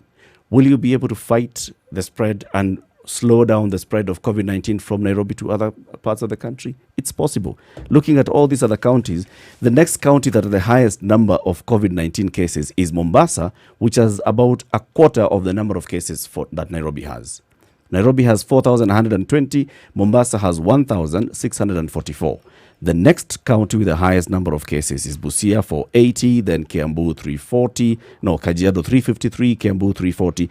The others are in the tens and some in single digits. So already the fear is if you reopen, and that's what the fear that the governor was saying, if you reopen Nairobi, you're going to start seeing a spike in these other areas. So why not just continue restricting Nairobi, but address the concerns of the people of Nairobi? Why do they want to leave Nairobi? Food, rent. Food. Is that possible to get sorted, though? My friend, if we can accommodate all these thieves, we can certainly provide for our people. The thieves can feed the people. Of course they can. Look, why this thing is of utmost importance is this. Whenever you've heard of turmoil in the country, it isn't because of ideological ideas. Ideological ideas are nested on an unrest that people have. None has caused revolutions around the world like hunger. None. People don't have food. They don't know what to do. From China to Russia to France, hunger. People do not know. Change came about, it found a ready heart. I mean, they did not know what to do. They did not know where to go. So this new doctrine sounded like, this is the panacea. This is what we've needed all along. If people who need food cannot be fed, Eric, to quote you, if their needs cannot be met, this government is fermenting problems it will not be able to handle. And I see one way of running away from that problem is releasing the restrictions for Nairobi. And I think that's what it's going And to be passing used on as the a buck scapegoat. to the counties. Yes. And saying, you see, we told the county governors, now you're removing the problem from just one central area to say, these 47 regions, we told them. We gave them 30 days. We had weekly meetings. Eric, and they assured us that they are working on something. And we committed ourselves to helping them. That may be true, but the reality is this. Governor Mutua painted a very rosy picture of how well fed and how well planned they are in Machakos. And we thank him for that good and wonderful report. The truth of the matter is this. There are seasons when even rural areas have food their seasons when they don't. They don't. Okay? If you increase the population in the rural areas, the food that's available will not last very long because the number of people who will be demanding it. Number two, with Nairobi and the cities being what they are, the support that the rural areas receive has gone. Yeah. Not will go, might go, it went. It's done. So, you don't have a situation where you have any reliable support system, even in the counties. So, thinking that you've solved the problem by sending the problem to the counties, you actually haven't. If anything, you've exacerbated it. You actually haven't. Because there's two things that you're doing now. Because look, we're not just talking about some theoretical thing here. Put your ear to the ground, and this is the plan that people have. People have even suggested that, okay, you know what? Don't even open it for a month. Open it for 3 days and let us go. Because and then you can close it. Because living in Nairobi, because those numbers that you've given, that's just it. The majority of people within this metropolis are the ones who are having issues. And so they're saying, give us an opportunity to go home. So now how you exacerbate the situation is, number one, if anybody is symptomatic right now, if anybody has COVID, and the possibility of them taking it out to the counties or to the rural areas is very high, then you still take the problem of inability to feed, and then you take it to a place where those resources are already dwindling, and then you compound it because you're adding it there. This is a problem. But we keep asking ourselves, okay, so we're stuck. So then what is he supposed to do? This is what you're supposed to do. And I would agree 100%. If you don't want people to move, number one, you don't want the disease to move. Right now, it is possible to make a decision where you're going to buffer people where they are. Like you said, it is not necessary. This development, okay, train, road, right now, nobody gives a flying hoot. Right now, it doesn't matter. Because after some time, these development projects where you're putting the most of your attention, there will be nobody who will be able to maintain it. There will be nobody who will be able to use it anyway. If there are no people, what are you running a government for? If there are no people, what are you running a country for? What are you running upon whose bedrock is the economy then supposed to run? If you don't have people who are healthy, living, and able to get something done for the country. And that's what we're talking about here. Move it. And I'll give the example of the UK once again. A budget had already been set in place. It was done. When COVID came in, there was an extraordinary sitting of Parliament, and they said, this is something that we must do. Let us rewrite what it seems may have already been cast in stone, and let's change it so that we can help the people. It's possible to be done, and those are the decisions that need to be taken now. Can people be fed? Absolutely. This excuse of no money, sorry, throw it out the window. It cannot work anymore. If you're saying we don't want people to move, if you're saying that people have lost their jobs, buffer them, because it's not an everlasting situation. But guess what? People dead, that's an everlasting situation. Have you had a close look at this budget that the Minister for Finance gave us? There is nothing in that budget that even gives an inclination that we have an emergency. It's actually a business as usual budget. What they did was give it a really fancy title. Essentially, I'm paraphrasing, this is the budget that is going to solve all our problems. Yeah, it's going to help us Nothing recover from could be further COVID-19. from It's the already truth. looking at recovering from COVID-19 by talking about repairing bridges and hiring the youth to repair those bridges. You've placed somebody when they're all healed and proper, but you've not given them the medicine that's going to get them there. You know, government, there's this household safety net program that runs, and I think government estimates about 6,000 shillings per household to cushion them for a month. Which one? The one for the elderly? Not the elderly. There's a food support program. The elderly For the is less. vulnerable. Yeah. There's some computation that was made that what does low-income household need as a basic cushion to survive. Of course, the households are affected at different levels, but if you're to say basic, what we're saying food, there was a figure of 6,000 that was being discussed per month per household. Yep. So that if you're to do cash transfers to a household and you say you transfer 6,000 shillings into a low-income household in an urban setting, at least you're paying for food. Yep. And you can, they might even be able to buy water, blah, blah, blah. Right. Even though there were discussions at some point by the county assembly of access to free water. Yep. Because water is It's a natural resource. It's a natural resource, and the county is responsible for that. Yep. It's different from rents, which become a little bit touchy. So if government was to go with If a we figure do of a million, like you 6,000 said, and a million like a people, million, that's 6 billion. it's 6 billion. 6 billion It's a 6 month. billion. So the expressway project is 62 billion. You could do 10 of those. Debt repayment is 630 B. Hello. This is why we're saying relief.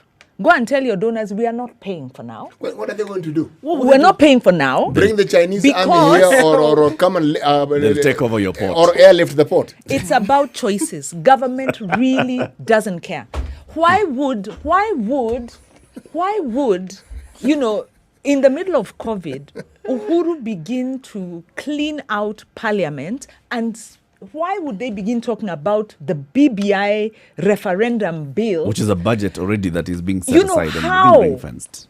Because I think you're the one who said, you also said, they are business as usual. It's like, Wakenya wanajua kujipanga, They'll let sort us out do it. They'll themselves. sort Yeah. themselves.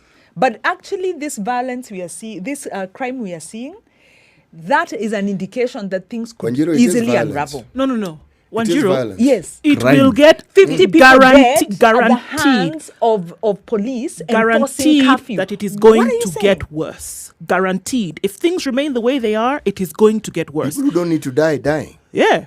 Because the Unnecessarily. government has completely warped priorities. Yeah. No.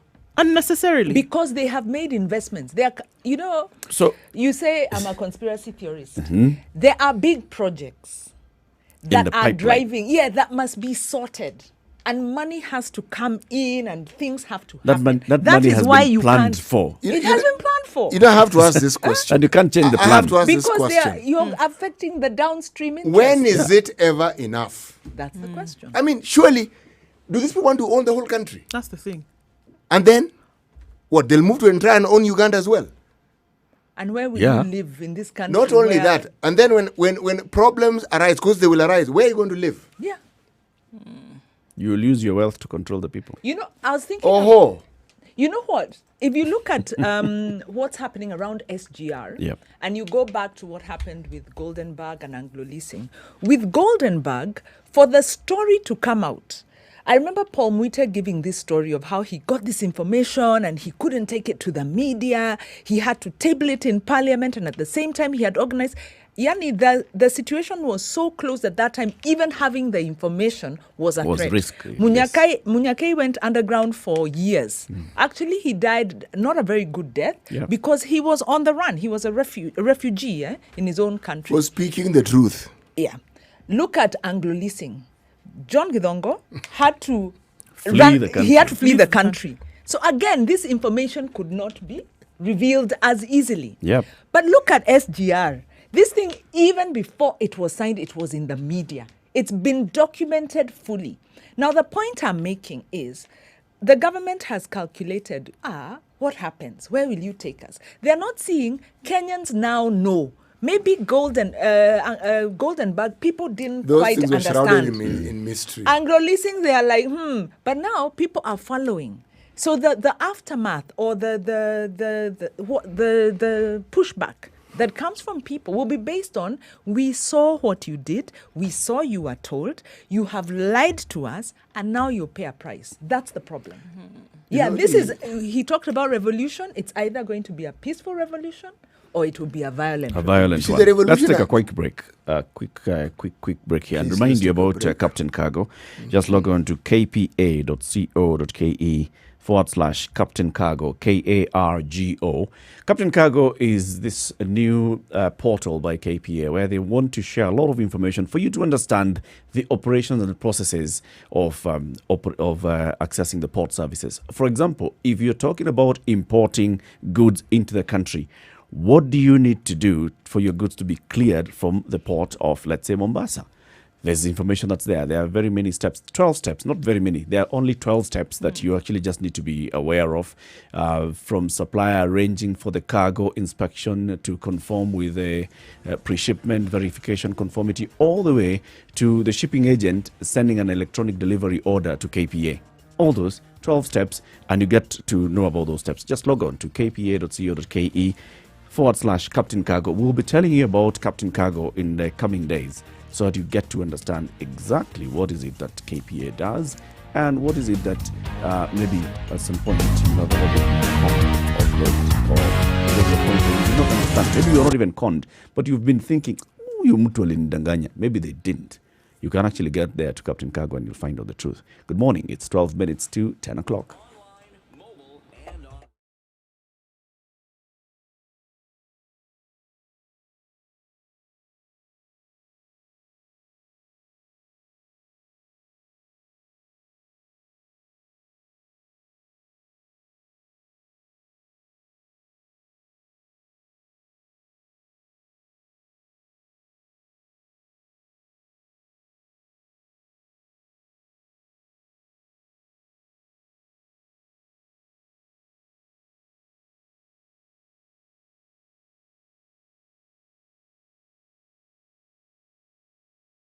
So how about in the next 10 minutes as we conclude the show, we'll be prescriptive.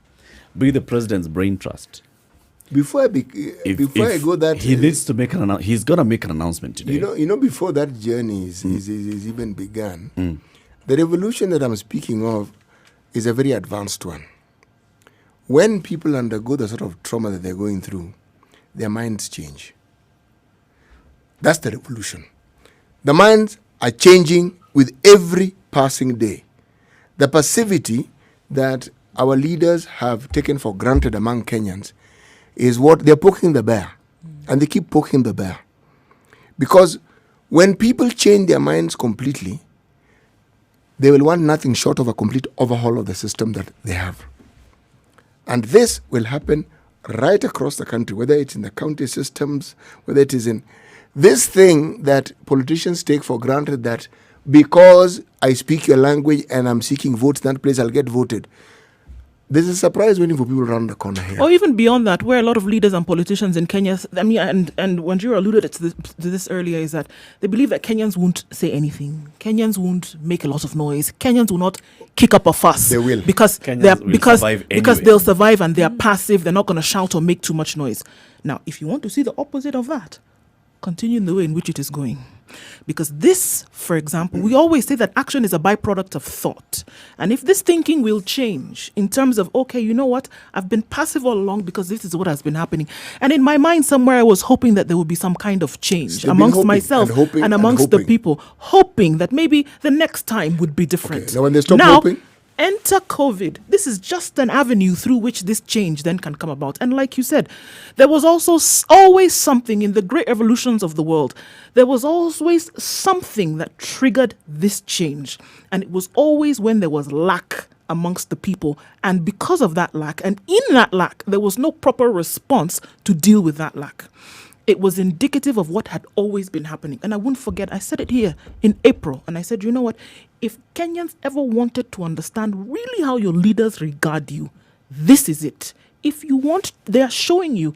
And please, I beg you, believe them. Believe them. Don't think that they're lying to you. Here they are telling you the truth. And they tell you more than once. Don't use the word regard you. Look at, determine how they disregard you. Yeah. They're telling you the truth here. Completely. So if that change is going to take place, and if leaders or the system has been banking on a passive Kenyan people, this is going to uproot that belief in totality if they continue in the way in which they've been going. Government has abrogated its responsibility from day one in fighting COVID. Look at it.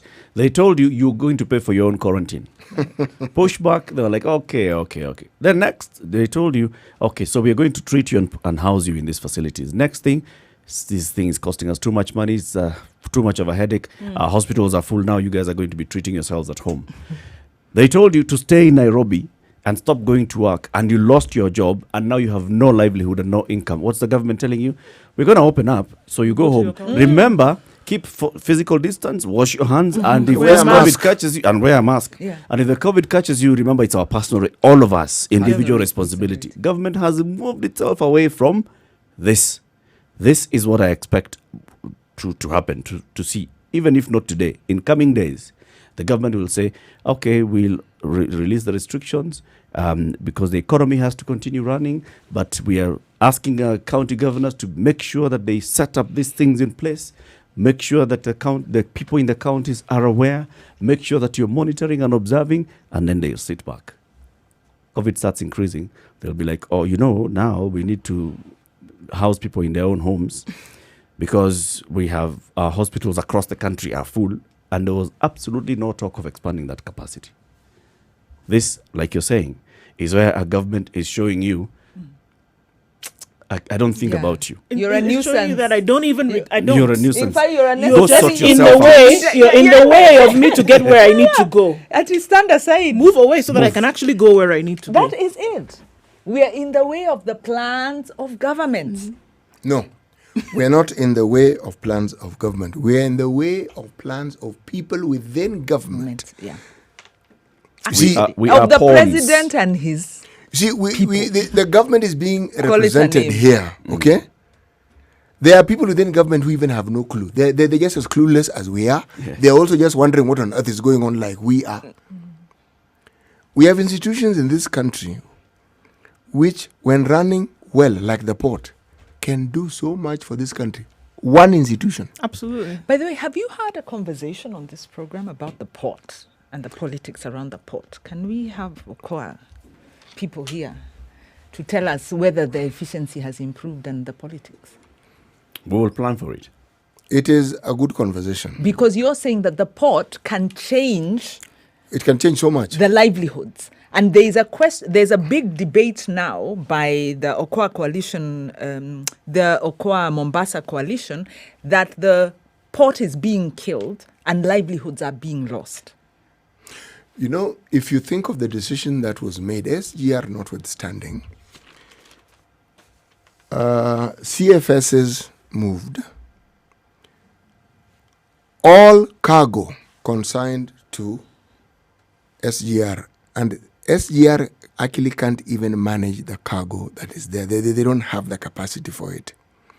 So an entire industry of transporters suddenly found themselves in a lurch. Then, even as you're taking a deep breath, you're suddenly told you now have to go to Naivasha before that place was even ready for business. So you're asking, who is pushing this agenda and why are they pushing it so quickly and so fast? Total disregard to the livelihood of people who depended on that aspect of business from the port. That one just it just sort of like vanished overnight. Now, when you have such decisions being made, and you ask yourself, but it wasn't necessary to do this the way you're doing it. There's a story we are not hearing. There's always something, and in this case, there's something we clearly, but you seem to have understood it well, because it isn't that something is wrong. There are people who are simply going about the business they intended to go about, and we are observing, and all we are seeing is, why are things not going right? They are very clear about what It's commercialization of things. So the port is not being killed. It's the operations of the port that are just basically going into private hands. And let's just call it as it is. Privatization. Privatization of all these things. The business of the port cannot be substituted. It's a monopoly. Goods It come doesn't through matter what you ports. do. So you cannot really Yes. kill that. It's getting into it so that you can make money out of it.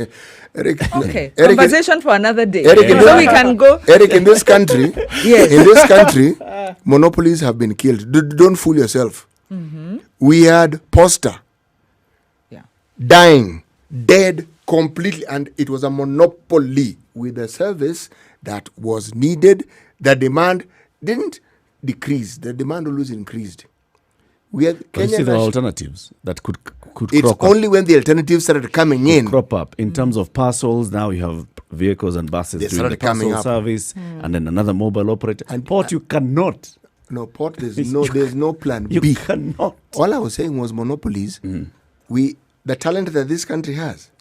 It can kill You monopolies. they can collapse a monopoly Collapse a for you monopoly. as you watch. And then you start it up again as a different thing, entity As a different altogether. entity. Aye, Privatization. okay, Annie. State capture. Let's conclude the show today. CT, tell us about Even the program. if you dance with your enemy, for your enemy on the rock, he will accuse you of splashing water on him. you context. really, I mean, it doesn't matter. If someone is determined that they will have a certain perspective or certain view about you, it doesn't really matter what you do. They won't change it. Now, this is something our politicians bank on. With the mantra of tribalism, that is how it works. So there are people who are always painted a certain color. And as the elections near, they are reminded, these people are like this, or this person is like this. And why? So that votes can be swayed and certain people can retain the positions that they have. It doesn't really matter what you do. Those people will simply, what they have determined to do, they will do. You can expand this saying to all sorts of lengths. Okay. Asante sana. Thank you very much for tuning in. Wanjiro and Ndu, say goodbyes. Asante, thank you. Enlightening, informative, more to... What topic do you want to raise tomorrow? I think we can continue talking about debt and look at where, maybe we go deeper into debt. Maybe the debt relief question. Yep. Yeah. Okay. Yeah. Indeed. But I think we'll also need to come back to the issue of the port at some point. And while at it, we'll touch on Kenya Airways. Aya. Because it all falls under the same ministry. Nice. Aya. Ndu. Infrastructure. Conversation continues. Transport. Talk again tomorrow. Conversation continues.